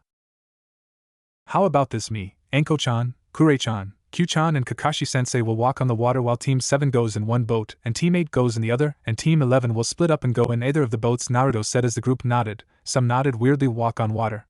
It wasn't possible, was it? Sure enough, as the groups boarded the ship, Naruto, his older mates and Kakashi started to walk on water like it was a pavement or a street. What are you? Kiba asked Naruto as he walked on the water beside him. Naruto smirked at the male group's amazement. I am the Ramen King, Naruto said enthusiastically yet mockingly.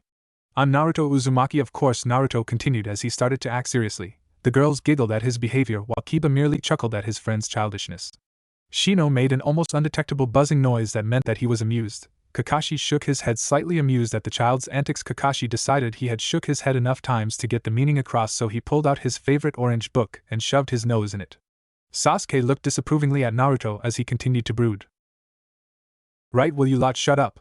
You're gonna get us all caught. The boat rower quietly yelled. Naruto stuck out his tongue in a childish fashion.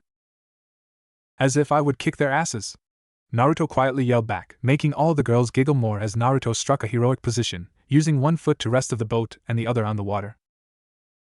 After a 30-minute walk/ride, he group arrived at Wave. It was a horribly poor town. People there seemed to be worse off than even some of the worst towns Naruto had traveled to in his past life. This village always took first prize. Naruto decided that this time he would make a bigger difference. He would do whatever he could. He promised himself this. A small boy, about a year younger than Inari, walked past the group. He was severely malnourished, the worst he'd seen in the village so far. Naruto decided this was enough. A small tear ran down Naruto's face as he saw the poor child. The child seemed to be breathing raspy and had a limp to his step, clearly due to the bloody rags on the child that indicated he had been attacked. Naruto walked up to the child, who decided to sit down on a tree stump to catch his breath. The boy looked up as he noticed the shadow. His look was first a look of fear as the child noticed someone approaching him, but when he saw the kind, sad look on the older blonde's face, it helped him relax, if even a little. Excuse me, what's your name? Naruto asked kindly as he knelt down to the child's height. The small child shivered a little under the fear, but nevertheless the older boy's kind voice brought strength to his own. And my name is Vlad, the boy known as Vlad said as he looked into Naruto's carrying blue orbs. Naruto smiled down at the child. Well, Vlad, do you have a family? Naruto asked kindly again, trying not to sound as if he was being intimidating. Vlad nodded shakily as he pointed down the street to a shack that was very run down. I live there with my mom and dad, Vlad said as he looked back at the older blonde who had yet to name himself. Well, Vlad, my name is Naruto, and I want to help you, Naruto said, and Vlad looked rather unsettled. This blonde boy named Naruto had just come up to him and told him he wanted to help him. Like any child that had been neglected, he was rather jumpy and untrusting. Naruto saw this look and tried to make sure that Vlad understood that he wasn't going to deceive or trick him in any way. Don't worry, I wouldn't ever trick a child like you. You've already been through enough, so it seems. Well, Vlad, I will speak to you soon so I can help you. At the moment, I need to meet up with a few people, Naruto said as he left the young boy, who nodded dumbly. He still didn't quite understand what was going on, but he could tell that this Naruto guy was good and meant well. Wave Village, Lakeside, 30 minutes later. Naruto stood at the lakeside as he thought of the perfect way to get food into the city. The patrols in the water that made sure that people didn't fish were still there, but what if Naruto casted an illusion on the boats? While this happened, Naruto could use his shadow clones to go in groups and net up all the fish. Naruto had earlier found an abandoned storage house where the fishermen used to keep their equipment. While searching, Naruto came across about 50 fishing lines. Of course, these were very big and hard to move, so shadow clones were needed to carry them. Naruto casted his illusion onto the nearby lookout posts as he made 300 shadow cones, precisely. The 300 clones grabbed the 50 fishing nets, 6 shadow clones per net. As they swam deep into the lake, the shadow clone groups split up to take different areas. The original Naruto stayed at the entrance point so he could keep up his genjutsu. The original Naruto was bored out of his mind, another half hour of him staying there silent and motionless, trying not to disturb his advanced genjutsu. After the half hour had gone past, the clones brought the fish up the cliff and up to the top of the hill, out of sight. After they reached that point, Naruto deactivated his genjutsu and ran up to the top to join his clones. When he reached the top, he saw all his clones drenched in water, none of them happy. "Alright, you can disperse now," Naruto said with a nervous laugh as he rubbed the back of his head. The clones sent one final glare before poofing off to elsewhere. Naruto sighed as he used the basic ice jutsu usually used for medic nin, where they have to freeze the limb and then chop it off. Of course, this was thankfully for a different reason. Naruto used the ice jutsu on all of the nets of fish. The fish all froze over in a giant ice cube. Naruto got rid of all the nets and put them back in the warehouses before using basic air jutsus to make the giant fish ice cubes float. Naruto brought the ice cubes through the town. It was quite chakra using techniques he was using. He had put a genjutsu on himself and the ice cubes so people wouldn't try to steal them, and he was using wind jutsus to make the move. When Naruto finally arrived at the cold warehouse, he thankfully noticed that it was still open and that someone was inside at the register. Naruto opened the door and brought all the fish inside. It was at this point that he remembered he was still using the genjutsu and that the girl looked rather freaked out. Naruto quickly dispersed the jutsu used on himself. "Sorry about that, I was making sure people couldn't see me," Naruto said as he chuckled and nervously rubbed the back of his head. The girl at the desk smiled at him, as well as a slight blush. "Well, you see, the reason I'm here, it's because of the state the village is in. I couldn't just stay put while this is going on, so I decided to help out. After I give you this, I would like my identity to remain anonymous. Anyway, I would like you to share this out among the villagers free of charge. It should last the entire village 3 months easy," Naruto said as he dispersed the genjutsu on the 50 fish ice cubes. The woman stared awed and pale at the sheer amount of fish here. It was either a miracle or a blessing, she couldn't decide which. She just glomped the blonde-haired boy. "Thank you," she said as she held him tighter. Naruto blushed as he gave off a warm laugh. "It's my pleasure. I would suggest that they be handed out sooner rather than later. The sooner people get fed, then the probability of saving their lives will be increased," Naruto said softly as he released the embrace. The woman smiled back at him with a few tears in her eyes.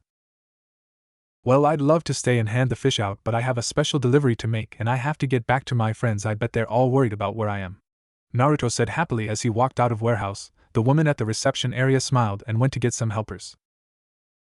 Wave Village, Vlad's house, 10 minutes later.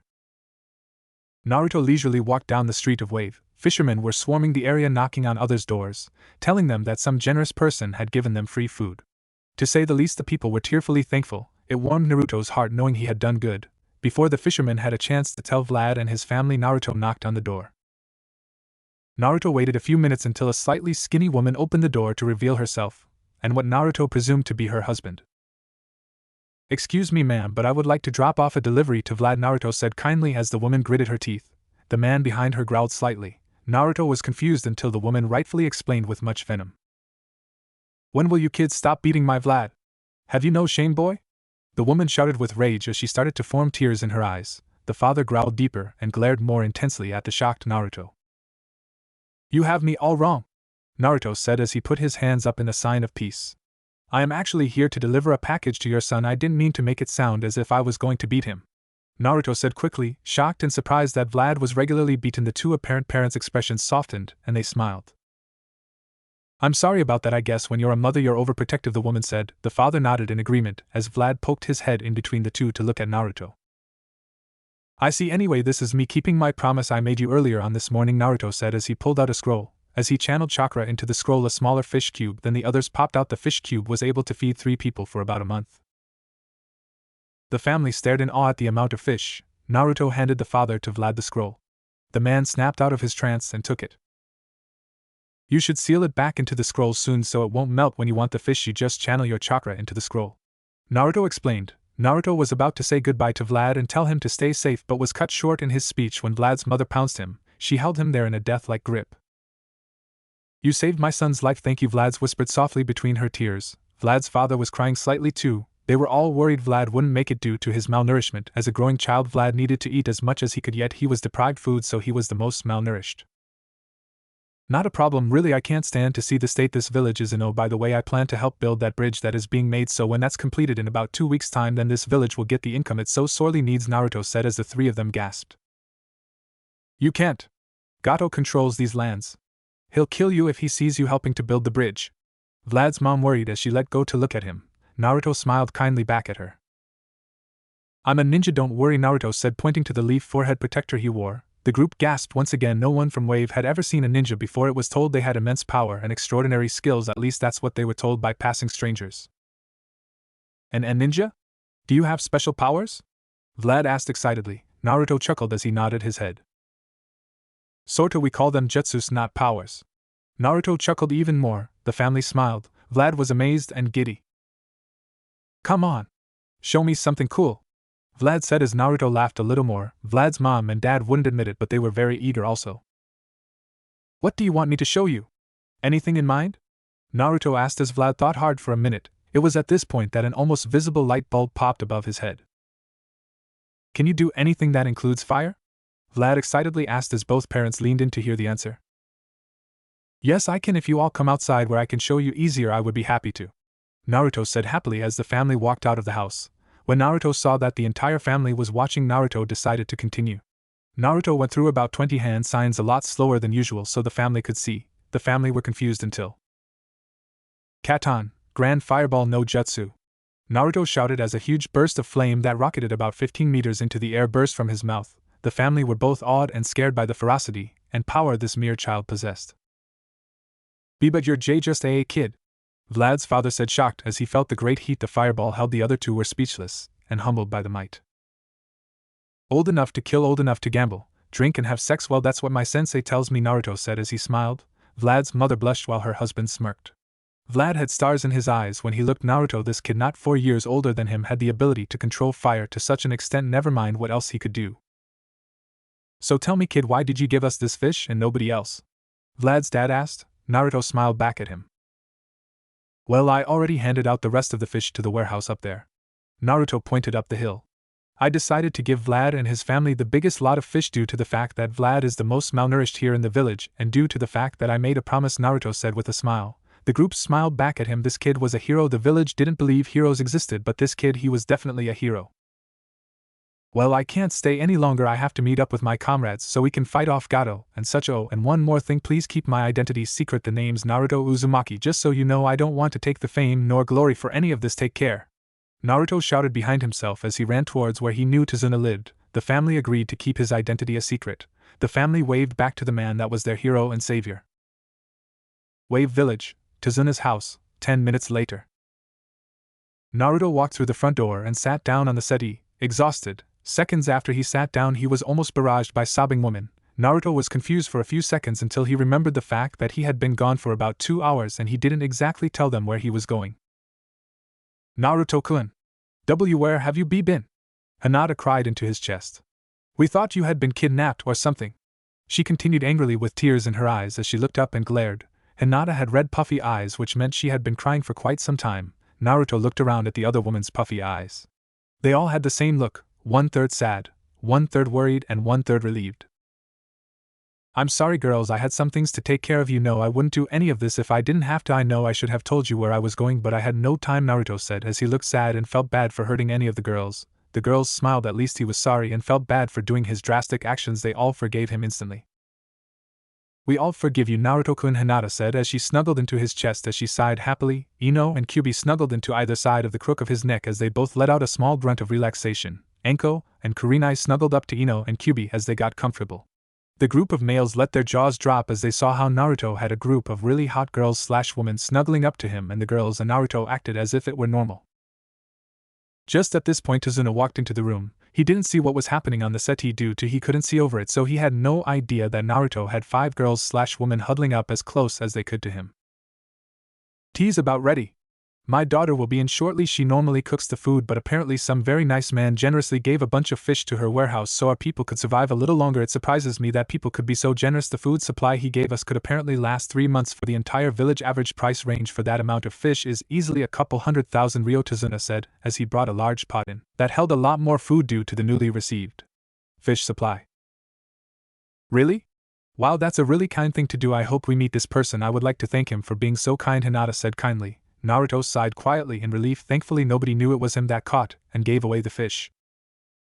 As the food was served to everyone, Naruto ate quietly for once. That extra chakra signature that he felt during the woods, it felt familiar, but not so familiar that he would remember it for being good. If it wasn't a good chakra, what was it? He had to ponder this further later on. At this point Naruto didn't notice a rather happy woman enter the house. He was still in his own little world thinking things over. Naruto sure had changed. Hello everyone. Are these the ninja that are helping us? The girl that worked at the warehouse asked excitedly. Yes, Tsunami was that woman. Aren't I a master of character plotting? Smiley face. Tazuna turned around and nodded at his daughter.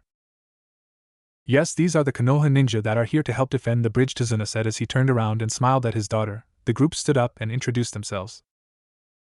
Hello, pleased to meet you, Ino said as she shook Tsunami's hand. Thank you for allowing us into your home, Hinata said as she shook her hand also.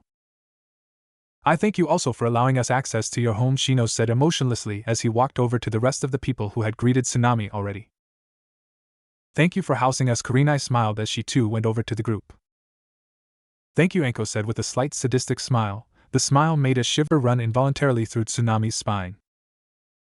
Yo, Kakashi said lazily as he shook Tsunami's hand without taking his eyes away from his perverted novel. Hello, I thank you for being nice to my master and treating him kindly, Kyubi said as she too shook the young woman's hand respectively. Master? Tsunami, Kakashi, Sakura, Sasuke, Kiba, Shino, Gensi, Tazuna and Sai all wondered.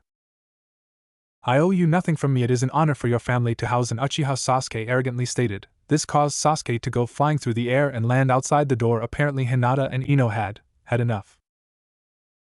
Hello? I hope you don't like Sasuke-kun over there, otherwise you will have to deal with me, Sakura said coldly as Tsunami smirked. I wouldn't want the arrogant prick anyway, Tsunami said, which caused everyone in the room besides Sakura to either giggle, chuckle or laugh out loud. Before Sakura got a chance at a comeback, she was grabbed by the hand and brought over to the rest of the group. Hi, I'm Sai. Stop staring at my, Sai said with a fake smile. Although he may have not showed it, he was completely amused at what he had said and the angry face of both Tazuna and Tsunami herself. Before Sai ended up with a black eye, he was dragged off to the side by Ino. Hi, thanks for everything you've done to help us. Maybe after all this you wanna hook up? Kiba asked with a sly smile. Tsunami blushed a bright red. Although Hinata would have beaten her hands down before she could babble excuses, he was hit over the head by Hinata, who dragged him off to the side. Hey Naruto Baka, introduce yourself, and don't babble too long about how much you love ramen, Sasuke said with an amused huff. Naruto awoke from his trance and made his way to the front. When he did, Tsunami saw that it was the boy who gave her the fish. Hey! You're that kid that gave us all that fish! Tsunami said as Naruto's face shot up and paled. Now he was gonna get suffocated. The girls looked at Tsunami and then at Naruto. They smirked. They knew why he was panicking, and he had all the reasons to panic before Naruto could deny or try to down his actions. He was glomped by all his mates. Mates meaning his lovers, so you know. Oh my god, Naruto, you are so kind! Ino said as she snuggled into him a little more. Naruto literally couldn't breathe as almost all of his body was covered with affectionate women that just wanted to be as close to him as possible. Naruto was currently getting his mouth eaten by Hinata, who was lying on his chest. Naruto was technically, if you think about it, getting mouth raped. After a couple or so minutes of all Naruto's loves having their fun with him, not that, they got off of him, leaving Naruto breathless and red in the face. What made all the other girls go red in the face was the fact that Naruto's soldier had stood at attention. He was very large for his age. Due to Naruto's breathless and dizzy state, he hadn't actually come to when it came to the mental department. He was still dazed and trying to find consciousness. Tsunami went red in the face and wide-eyed at the 15-year-old's bulge. No! You will not think such things about a 15-year-old boy. Tsunami's mind raged her disagreement to continue to look at it, yet her body was doing the opposite. If it wasn't for her brain, then Tsunami may have rode it like a horse for hours and hours and stopped thinking such things. The other girls licked their lips upon seeing such a sight. He was surely blessed by Kami and Yami. Hinata almost found her way walking towards Naruto's crotch, but she resisted due to the fact that Naruto would be embarrassed. She didn't care if the others saw her. Naruto's blessing was a curse for Hinata. It was a curse because Hinata had to resist it. All the guys in the room were wide-eyed. Also Naruto had every one of the girls. It made them depressed that they couldn't get a mass harem of girls for themselves. Naruto groaned as he stood up. It was at this point he had enough blood in his brain to notice that he was rather stiff. He immediately covered his manhood with his hands and ran to the nearest bedroom. Sorry about that, everyone. Naruto shouted out in fear that he would get hit for being perverted in the slightest. Hinata and his other lovers frowned as they walked in after him. Tazuna and everyone were still shocked. Tazuna thought this would be a good time to speak his mind. That kid's got 5 girls? Tazuna half answered, half yelled. He was completely and utterly shocked. The other guys nodded their heads stupidly, too shocked to acknowledge that Naruto, the class dobe, had so many girls. Oh. Tazuna's house bedroom. Naruto stood at the corner of the room, scared out of his wits, shaking slightly. The other girls were getting worried what was happening to Naruto. I am sorry. I didn't mean to dishonor you all like that. Naruto said, scared as hell, pale complexion and sweat coming off of him like mini rivers. The girls all gasped. You think you dishonored us all? Enko asked Naruto, who shakily nodded his head. Why would you think you dishonored us? Kurenai asked Naruto, who started to shake a little more. Because I got an erection and embarrassed you all, Naruto said as he started to hyperventilate. The girls were getting really scared now. It's okay. You did nothing wrong, Naruto-kun. Hinata shouted as the group glomped Naruto. Naruto at first thought they were going to attack him when they started running, so he flinched and braced himself. What made you so insecure that you think every time you have a physical reaction to us that you are doing something wrong? And if anything, we're flattered that we make you feel that way, Naruto-kun, Kyubi said. The other girls nodded as they hugged and held onto him. Naruto sighed before he explained. In my past life, every time I would have a reaction like that or anything resembling perverted, then Sakura would hit me, Naruto said. He was going to continue, but he didn't get the chance. That was all that needed to be said. So that bitch made you think that what you're doing isn't normal? Ino asked, with the others gritting their teeth and subconsciously clawing into Naruto, who was trying not to pay attention to the sharp piercing female nails. What I did was normal, Naruto asked. That was all the girls needed. Right. That's it. We're having a pink-haired cow for dinner tonight, Ino said, who stormed out of the room followed by 5 very angry kunoichi brandishing weapons. Naruto was too scared, confused and shocked to move. When he did, he let out a yelp of understanding. Once his brain started to work, he ran out of the room to hear a bunch of crashing going on. All 5 girls were using highly synced combos with perfect timing and precision. Sakura was the one being used for the combos. Kakashi tried to stop the group but was effortlessly pushed aside. Besides all the damage being done to Sakura, there was no damage being done to the furniture or the surroundings at all, for that matter. Stop! Naruto shouted out in fear. If they killed her now or showed any means to kill her later on, then they will become prime suspects. If Kakashi or any of the others tell the council what happened here. The group reluctantly stopped when their lover told them to. They all walked up to him and wrapped their arms around him tightly. I will not have her abuse you or mistreat you like she did, Naruto. She is the reason you feel so lonely, why you don't understand what's happening to you, and why you are sad, Kurenai said, with everyone agreeing. WWH, what the H hell was that all F for? Sakura spluttered angrily as she tried to stand, although she was too badly bruised and beaten. In fact, she was so badly beaten that she began to cry again. Because you selfish bitch. You made our man's life a living hell. You know, because of you he thinks that because he has physical feelings for us, then he is dishonoring us. You made him think that if he shows us physical love, then he is mistreating us. You're a monster with pink hair, Ino shouted, with the others agreeing with a grunt and a glare. The guys scowled with anger. How could Sakura be so cruel? What he does is wrong. He's the class dobe, and all he does is fawn over me while I try to get Sasuke to love me. He's a pathetic loser, Sakura yelled. She was going to continue with her insults but found herself motionless, and then everything went dark for her. Hinata, once Sakura had started to insult Naruto, had used her Juken strike to close all of her chakra points, and to add salt to the wound she also knocked her unconscious. Sakura landed with a loud hollow thud. Naruto was wide-eyed at what Hinata had done. Don't you ever say anything bad about our Naruto-kun again, Hinata yelled at the unconscious pink-haired body. The rest of the spectators started to pale and back away. They were never going to insult Naruto ever. Wave Village, Tazuna's house, 10 minutes later. The group was almost done with eating their food. Naruto was eating the food slower than he usually would. The reasons behind why were the same things plaguing his mind. How was he going to kill both Sakura and Sasuke without anyone seeing it? Naruto knew that on an A-rank mission, if a teammate wasn't listening to instructions, then he would die. If Naruto could come up with a situation where Sasuke literally deserted the group, then Naruto could claim he tried to bring him back, but Sasuke wouldn't listen. In such case, he could kill Sasuke, so information on the mission isn't in danger of being leaked. Tsunami, while eating, was staring at Naruto while he ate. She had never met someone so kind. She didn't love or even have romantic feelings for Naruto, but she admired and respected him for what he stood for, and what he had done to help the village. She would always class him as a hero. Sasuke was indulging his food, thinking that if he beat Naruto then he would somehow prove himself to be better than Naruto. Sasuke ate the last of his food and raised the bowl. Ha! I beat the dobe. What a shocking turn of events, the prodigy beats the dead last. Never saw it coming, did you?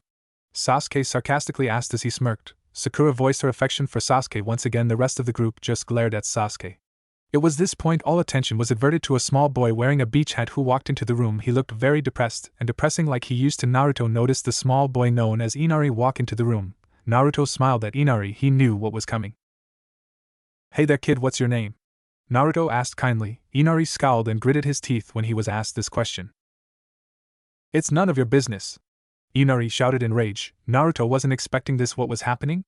Things were changing. Inari was never this bad. Tsunami never kept staring at him, and Tazuna would regularly insult him until he proved himself. Not to mention the chakra in the woods. Was he changing the future without realizing it?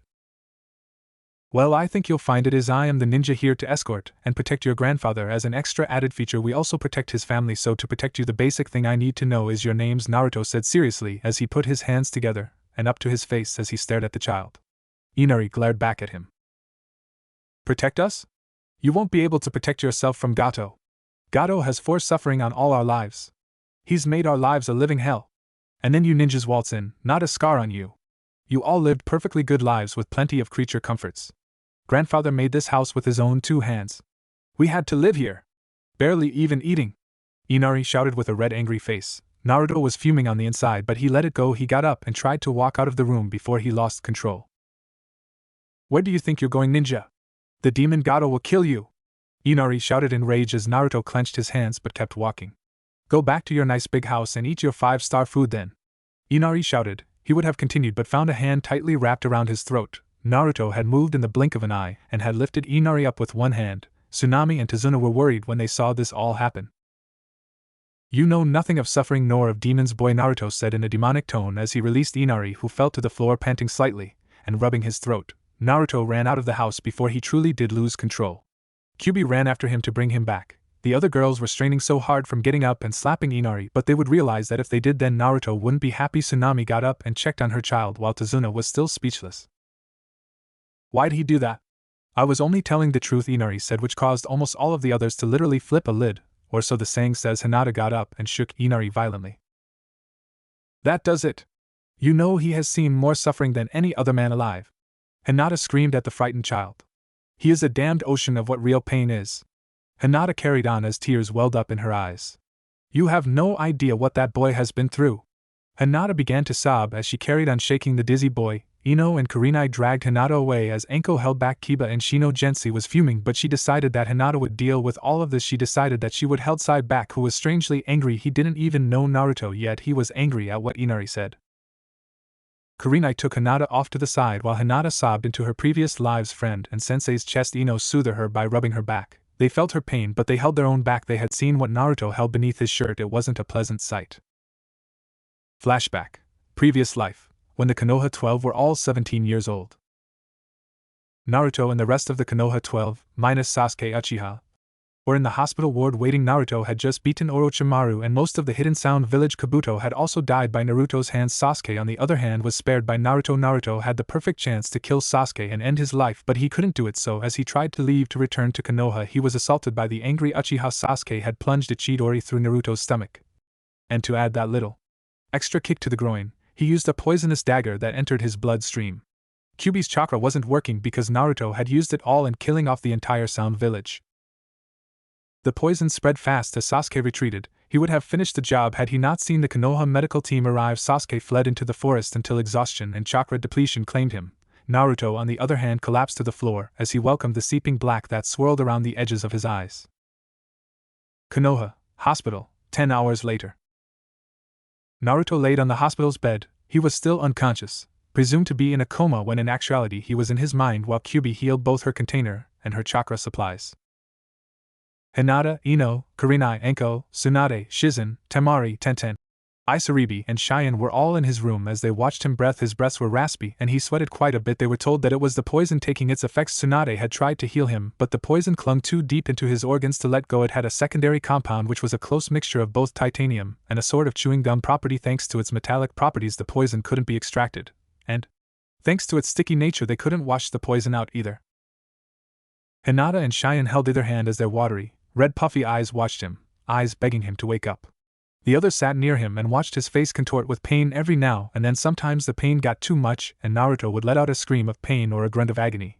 This would make some of the girls sob while they watched the man they love go through extreme pain.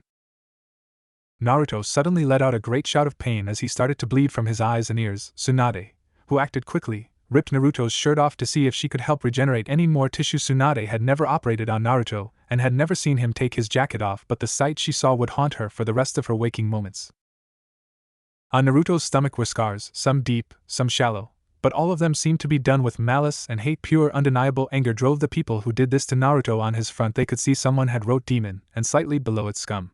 It was truly a horrific sight. The scars seemed to have been stretched and aged. Obviously Naruto had these scars at an early age. Tsunade snapped out of her shock and horror and began to pump green chakra into his body. Naruto grunted in pain. The extra chakra helped Kyuubi to pump her chakra freely through Naruto's, thus healing him rapidly. The poison's toxins were broken down to harmless particles and neutralized by Naruto's blood cells. Helps to know human anatomy, smiley face. When Naruto came to, he noticed he wasn't covered and his genjutsu had failed on him. While he lost all of his chakra, the genjutsu itself was the reason Naruto sucked at genjutsu. Naruto had to keep up the permanent genjutsu up all the time. It didn't waste any chakra due to Naruto's special seals, but if he ran out of chakra then the genjutsu would fail, and he would be exposed. Naruto sat up with his back to the edge of the bed. The girls' horror-filled faces made him wince. He knew this was coming. People seeing how hideous his body really was. Naruto knew what was coming. He shut his eyes and waited for either A or B to happen. A, being that they would scream in horror and start to try to kill him thinking he was a monster. Or B, being that they would scream in horror and run out of the room screaming for him to stay away. In actuality they flung themselves at him and tried to soothe him as their own tears fell. Why do you have all these scars, Naruto Keikuin? Hinata asked between her sobs. The other girls looked up at him with teary eyes, all wanting to understand. Naruto was shocked at such an act. He was a monster, a demon to be precise. Why would such beautiful girls pay any attention or sorrow for him? Well, when I was younger I was beaten while hunted, to be precise. They saw it as a sick joke to hunt a fox, and when I was 5 they strapped me down and took turns inscribing these scars into me. They used to try and do it on a regular basis, but thanks to Kyuubi's chakra and healing abilities it wouldn't scar. So one day they decided to experiment using a red-hot poker to scar me, and before my wounds could heal they put salt on the wound and used gravel just for the added pain. After that they used it again and placed more salt on the scar so that the scar healed before it could heal the missing tissue, Naruto said sadly with a small smile. The others were devastated. How could one person live through this? But the worst thing so far is they knew there was more to come. Seems as though we're on the subject. I think you all deserve to know all my life. Since as early as I can remember I was pretty much abused. I was denied food at the orphanarium. I was kicked out of all libraries, and most of this hospital's nurses and doctors tried to kill me when I am brought here. That's why I have my own personal nurse and doctor, the only two in the hospital that won't try to kill me while I sleep, Naruto said with another sad smile. The girls started crying harder now. All my life I have been a target for assassins, a liability to a group or community, and I have been beaten, tortured, burned, skinned, hacked, chopped, raped, among other things, Naruto said as a small tear fell from his eyes as he said the last part. The others all went green at that point. They were all a mix of emotions, all having the same thoughts or thinking of doing the same actions. Some wanted to cry out as hard as they could while they held Naruto closer. They also wanted to be sick from hearing that Naruto was raped, and they wanted to ask who hurt him, who starved him, and most of all who raped him. Who? Hinata whispered quietly. What do you mean?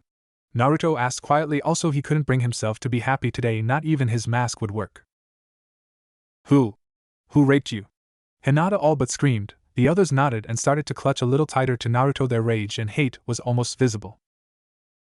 I won't tell you. She is a person I must kill, Naruto said as he got a distant cold look. Anko nodded in understanding. She knew what it felt like to want to kill someone yourself. Even if she hadn't killed Orochimaru, he was still dead, but Naruto needed to kill this woman. It was obvious. The others were just slightly relieved he was raped by a female. At least Naruto wouldn't suffer from too much mental trauma. End flashback. Tazuna's house, dining room. Hinata had mostly calmed down now. She had stopped crying and now she sat on the settee with Anko hugging her left side and Kurenai hugging her right. Ino sat down over the three of girls/women's laps as Hinata massaged Ino's lower back, which she moaned as Hinata's nimble fingers worked their magic. Inari was still pretty shook up about what had happened. Sasuke and Sakura decided this was as good a time as any to bash Naruto behind his back. Ha! The dobe ran off crying. Probably crying about the fact that he is nothing to an Uchiha. Sasuke convinced himself his words were the truth. Before he could gloat about it, he found that Anko had launched him out the door. The door thankfully didn't break, but it was slightly shook up and maybe loosened. Sakura saw this as a perfect time as any to be the one to help Sasuke and earn his love. Why did you do that? It wasn't. Sakura didn't continue as Anko quickly punched Sakura out of the same door. I have had enough of your shit. If you continue to bash my man, then I will get Manda to eat your souls. Anko shouted angrily as she shut the doors behind her. She looked back at the group who had dispatched, the guys deciding to go to bed early while the girls sat together. Anko smiled and walked back to them. Gensi was still blushing that they were all close together. She secretly hoped that Naruto would allow her to join his group. Wave Village, clearing in the woods. Naruto had run for some time. He felt the Kyuubi's chakra well, his chakra run through him. Naruto looked at his now clawed hands and felt his now sharp canine teeth. I really am a demon, Naruto said sadly as he continued to look at his claws. All of a sudden he felt he had been tackled. When he hit the floor he rolled over and clung to his attacker, pinning the assailant to the ground. When he noticed it was Kyuubi he was confused. When he looked into her eyes he was even more confused. She had tears welling up and falling from her eyes.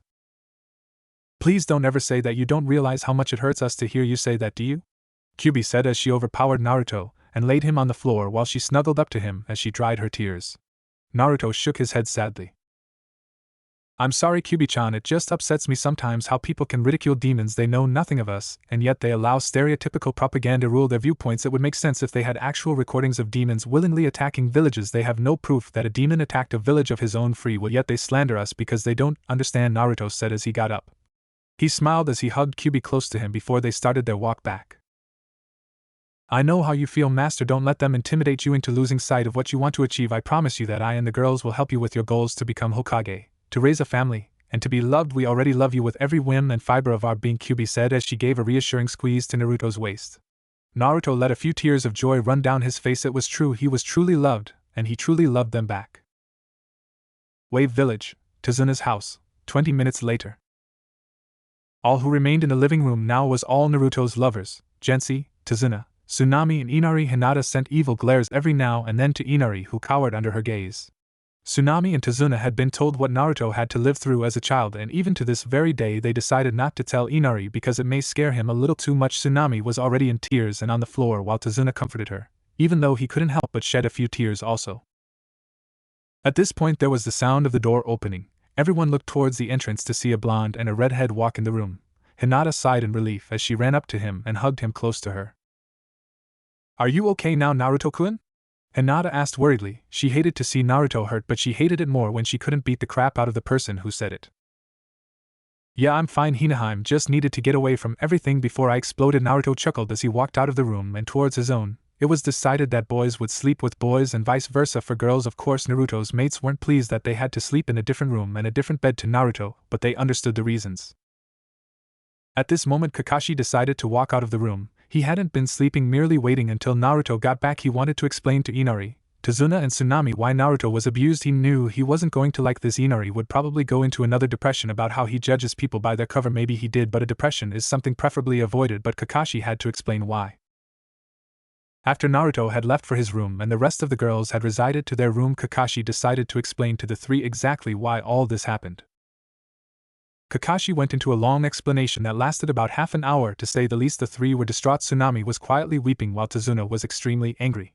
Inari was still in shock, so his other emotions wouldn't be identified until later. At the moment their brains were still working out every bit of detail being given to them. Kakashi went into detail about Kyuubi, Naruto's upbringing, how the villagers treated him, and about his almost daily torture sessions. Most of the time it happened at least 3 times a day. The three were still too shocked to quite understand everything, so all they could do was shakily go to bed. The next morning would be the day Kakashi would train the group. While on the mission, only Naruto and the girls knew that they would meet Zabuza and Haku tomorrow. Naruto awoke alone this morning. Thankfully Kyuubi hadn't felt the urge to get up in the middle of the night and find him, which made Naruto sigh in relief. No more temptations from his lovers. He was finding it hard enough. He was told that his physical reactions were normal and were approved of. This shocked Naruto, to say the least. At this point there was killing intent being released from someone in the house. After the wave hit, an angry scream bellowed around the village, a scream that was just emitting murderous intent. Naruto got up and ran into the room where he had heard the scream. When he got there he saw Anko holding a piece of paper. Her face was literally red and she was shaking with anger. It was at this point Naruto noticed Anko's hair. It was grass green color. What had happened? Anko-chan, what happened? Naruto asked as Anko looked at Naruto. Her face still held anger, but it wasn't directed at Naruto whatsoever. That bitch Sakura dyed my hair green. Anko said as she handed the note Sakura had left to Naruto. Sakura's note. This is what you get for embarrassing and disrespected Sasuke-kun. And it was also because you embarrassed me in front of him too. You sadistic snake whore. I hope you die and rot at the bottom of a damp well with the retard Naruto and his other whores. P.S. Hope you like your green hair color, it matches guys' faces when they look at you. Love you're better in just about everything, Sakura. Tazuna's house, girl's bedroom. Naruto was literally fuming. His eyes were a dark blood red as his eye slits grew to a darker black-red chakra swirled around him slowly, not making much of a disturbance. These characteristics alone caused Anko to turn to Kyubi. Kyubi-chan. Naruto's losing control again. Anko shouted as the note Sakura had wrote, rhyme, smiley face, turned into ashes as Naruto's chakra made the paper spontaneously combust. Kyubi whipped her head around and came up to him. She used her hands as a sponge to mop up and absorb Naruto's red chakra. After the chakra had either been mopped up or had receded into Naruto, then did his eyes return normal and his other demon-like attributes cease to exist. Sorry about that, what she wrote just pissed me off, it really pissed me off, Naruto admitted as he started to rub his temples in concentration. I will not kill them yet, I will not kill them yet, I will not kill them yet. Naruto chanted in his head as he retained his mental stability. Not a problem, Naruto will get the bitch later on, Kyubi said as she too composed herself. Kakashi was forced by the Uchiha to train him. Why does Kakashi train him willingly anyway? Kyubi asked. Naruto smiled sadly at the things Kakashi had told him about his childhood and his friends Obito and Rin. Because on a mission when he was younger he was teamed up with an Uchiha. This Uchiha wasn't power mad and was mentally stable. Apparently his teammate, Obito, sacrificed his life to save Kakashi's, and that is where Kakashi's Sharingan eye comes from. Rin transplanted Obito's eye into Kakashi's while Obito lay dying, so Kakashi sees it as a personal objective to see that the Uchiha clan strive and succeed to honor Obito's memory, Naruto said sadly. Although he was sad about Kakashi feeling he needed to do this, he was even sadder knowing he was going to be the one to ruin his plans by killing the team. I see, well there's always Itachi, remember how he was actually a good guy but wanted his brother to succeed. Well, if we say he died on a mission then he would have no purpose to stay in Akatsuki, although we would probably have to tell him who killed his brother at some point, Kurenai said as she got a thoughtful look. Naruto nodded as he got a thoughtful look too. This idea was rather good. He could bring Itachi back and reform the Uchiha clan, a clan to be ruled by a loyal, strong and intelligent ninja and not a weak emo Avenger team. I'll have to plan this out further later. Right now we have to meet up with the emo and the bitch. If I were you I'd plan your revenge along the way, Naruto said with a smirk as he saw the twinkles in his lover's eyes. Hi, they said dreamily as they fantasized about torturing the pink-haired girl in any way possible. Naruto gave a chuckle as he saw the happy faraway looks in their eyes. Gensi, Kiba and Shino walked into the room along with Akamaru, who happily chimed in with a bark of greeting. Hey Naruto! Dude, you have to tell me how you get these girls. I'm having some difficulties, Kiba chuckled. I asked like 5 yesterday, and they all rejected me. I'm starting to think I'm undesirable, Kiba mock slumped. Naruto gave off a chuckle. Well, maybe you'd want to work on your pickup lines, not to mention the fact that you basically asked the entire group and not a single person, Naruto chuckled. Kiba sent him a weird look. You're one to talk. You got 5 girls. How come it's different for me? Kiba asked in a slightly disappointed tone. Naruto smirked. Well, I guess I'm just lucky. I'm lucky because I have multiple girls and women who love me. I guess in your case, if you want more women, then you're going to have to prove to them that you're a good person and you care deeply for each individual, Naruto explained with Kiba nodding. Well, it's gonna be hard. We Inuzukas hate waiting. We're too energetic to be patient for more to join, but I do understand that it's the only way. I can totally understand how unfair it would be if favoritism was being used while with multiple mates. I hope I get a damned harem. That would be so cool, Kiba said in his usual hypertone. Before Naruto could continue, Kiba was out of the door. Lack of attention span, he really was a dog. Well, now that's done, I guess we should all start training in our own regime. Shino, could you please get Kiba back and bring him to the spot near the lake? Naruto asked. Shino nodded as he left the room and emitted his bugs to help track and bring back Kiba. Naruto and the group walked to the lakeside that Naruto had designated for training.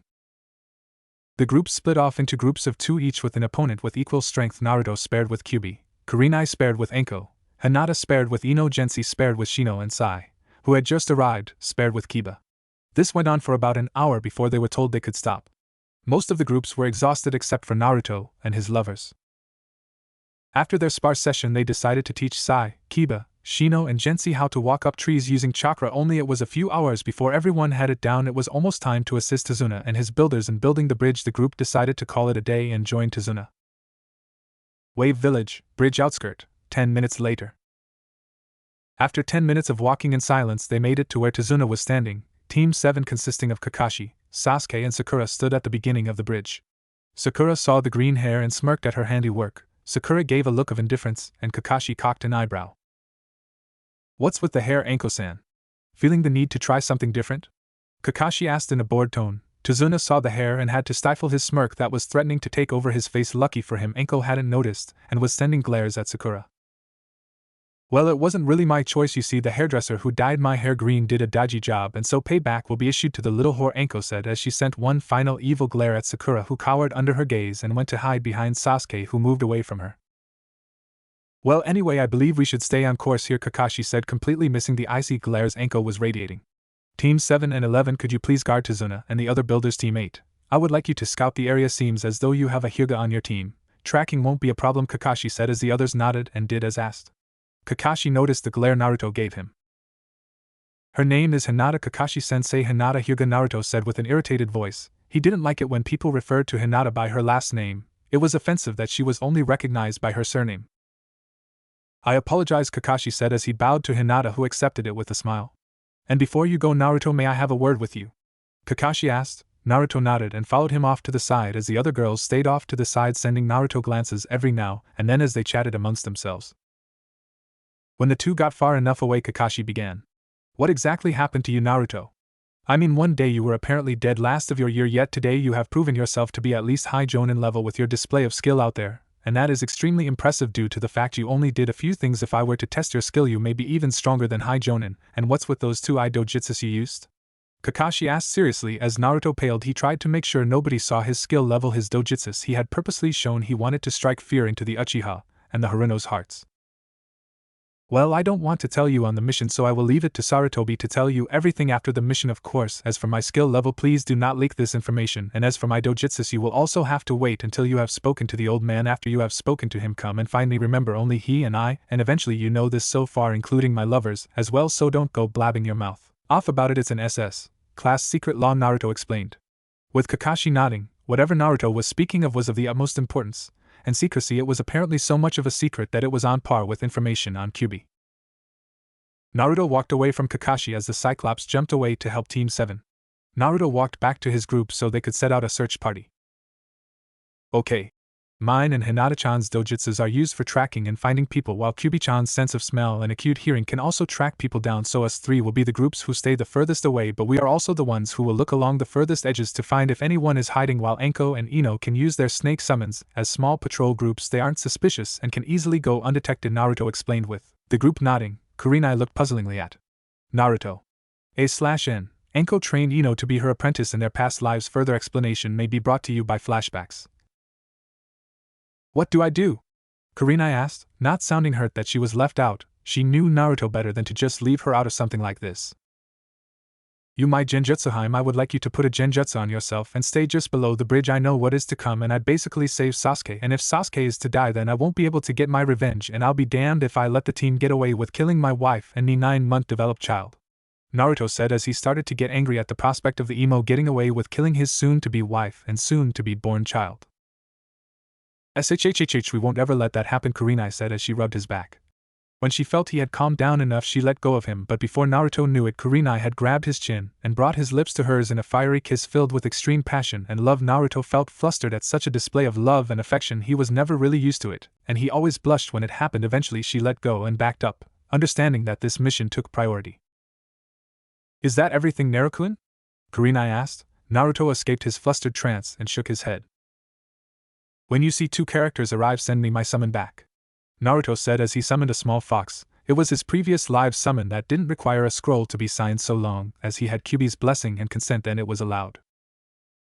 "After the fox sends me word, then I will come running. I want to stop the deaths of both Haku and Zabuza. They were precious to me and I don't want them to die. I also don't want Haku to kill Sasuke. He's mine," Naruto said coldly as the others nodded and jumped off into the waters to do their respected jobs. Naruto made a couple dozen clones and activated his Mitsukagen on each one of them. Naruto set the clones to patrol the waters without being seen by Gato's ship patrols. Hinata and Kyuubi did the same thing. Anko and Ino summoned a couple dozen snakes and set them on patrols around the forest looking for enemy ninja or enemy bandits that could be in the area. The snakes had found a ship filled with Gato's men and Gato himself in it. The ship was on the outskirts of the mainland. The snakes had heard Gato say that they will set sail in a week's time, The snakes slithered back to Anko and Ino to report their findings.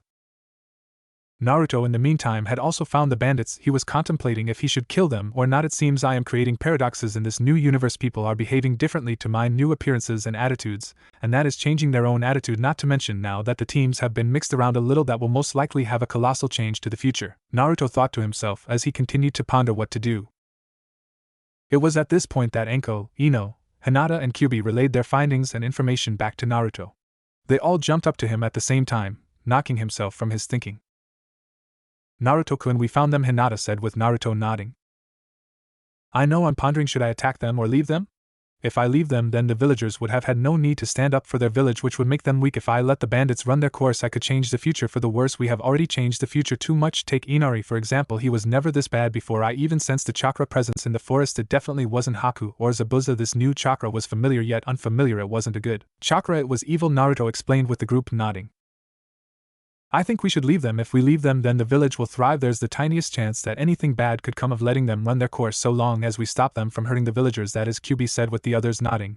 Naruto was kicking himself mentally. Who was that chakra source? And why did it seem so familiar? While Naruto was still thinking, a small fox ran towards him. The fox leaped up onto his summer's shoulders and licked his cheek. The girls had gleams in their eyes as they watched the cute little baby fox lick their love's cheek. Naruto snapped out of his stupor and acknowledged the fox. Hey Ibi-chan, what's up? Naruto asked. The fox barked in a cute yelping voice. Naruto would have chuckled if he didn't understand the fox, but thanks to the pact he made, he could understand foxes like Kiba could understand dogs. Naruto-sama, Zabuza-san and Haku-san have arrived on the scene. Kakashi is fighting Zabuza and Sasuke, and Kiba are fighting Haku. Haku seems to have trapped Sasuke and Kiba in an ice mirror. Igligency, sigh.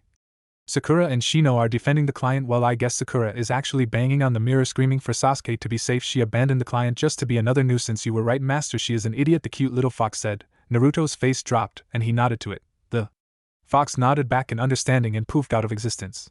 Naruto faced the others. Okay, it seems Haku and Zabuza have arrived on the bridge. I'm going to put my plan into action. I know how this will all work out. This plan is foolproof and has no flaws to it. Now you all understand what is needed to be done? Naruto asked. They all nodded. Then I will immense project. Fuck up the emo and his horn, Naruto said with great amusement. The others gave a giggle at the name. They all ran towards the bridge at high speeds, equaling to Jonin level, although you couldn't tell they were able of it just by looking at them. The Great Bridge, meanwhile. Kakashi was at neck and neck with Zabuza during their battle. Kakashi had used a lot of his jutsus and was starting to get chakra depletion. Zabuza was also suffering from great chakra depletion. This battle was anyone's now. Even an academy student with a kunai could kill the two almost effortlessly. Why don't you give up, copy ninja? Zabuza asked as he breathed deeply to bring the much-needed oxygen into his deflated lungs. Kakashi gave him another lazy-eyed smile as best he could. Why not, you demon of the mist? Kakashi asked, slightly slurred and incoherent. Zabuza smirked. It seemed that he was the best for wear out of the two of them. It's time to end this, Zabuza said as he brought his sword out and swung it, barely missing the dodging Kakashi, who threw a couple of kunai at him as he sailed through the air. Zabuza barely parried them with his infamous sword, the Executioner. This is the actual name for the sword in canon, look it up, smiley face. Kakashi landed poorly. Indeed it is Suetun, Manako Sono Dorigan. Eye of the Dragon, Kakashi said as a third eye came into existence behind Zabuza. All of Kakashi's chakra went into the jutsu, so he slumped down. Zabuza smirked, thinking he had won. But little did he know that the third eye had paralyzed him and was slowly taking all of his chakra. It only took a few minutes for Zabuza to fall unconscious due to his chakra depletion. The mist started to recede. Sakura turned around and saw Kakashi and Zabuza limp on the floor. She rushed over to the two, but being the pink-haired idiot she didn't even check to see if her comrade was okay or not. She simply screeched a retarded battle cry that would have brought even the deaf to clutch their ears. She ran to where Zabuza was, but before she could execute Zabuza, a snake enveloped around her entire body, snaring her and keeping her in place. Sakura, Zabuza here is to be questioned and to be brought back to Konoha. Attacking him would result in treason, and attacking him after I told you not to would be mutiny. If you have a problem with this, then speak to the Hokage about it. This requires none of your input, Anko said sternly as Ino went up beside Zabuza and began to heal him. Kurenai jumped up and ran over to Kakashi and started to heal him. Sakura was fuming. But he and that little whore attacked Sasuke Kyuin. Look, she's still attacking him. Do something, Sakura screeched as the group held their ears in obvious pain. Shut up, you spoilt little diva. We have people trying to save him as we speak. But if you didn't notice, Kiba's in there also. It's not all about Sasuke. Now if you want to be useful and productive, go over to Tazuna and do the job you were given. Guard him. Enko shouted furiously as Sakura jumped at the killing intent and ran over to Tazuna and pulled a kunai knife out, trying to look busy. The Great Bridge, Haku's Ice Mirror Jutsu. Haku stood in one of the mirrors. She had her ice senbons brandished, and was throwing them reluctantly at the two genin, but only a jonin could notice this reluctance. Kiba was full of the senbons. He looked like a pin-cushion. Sasuke was selfishly using Kiba as a shield to block the senbons from hitting himself.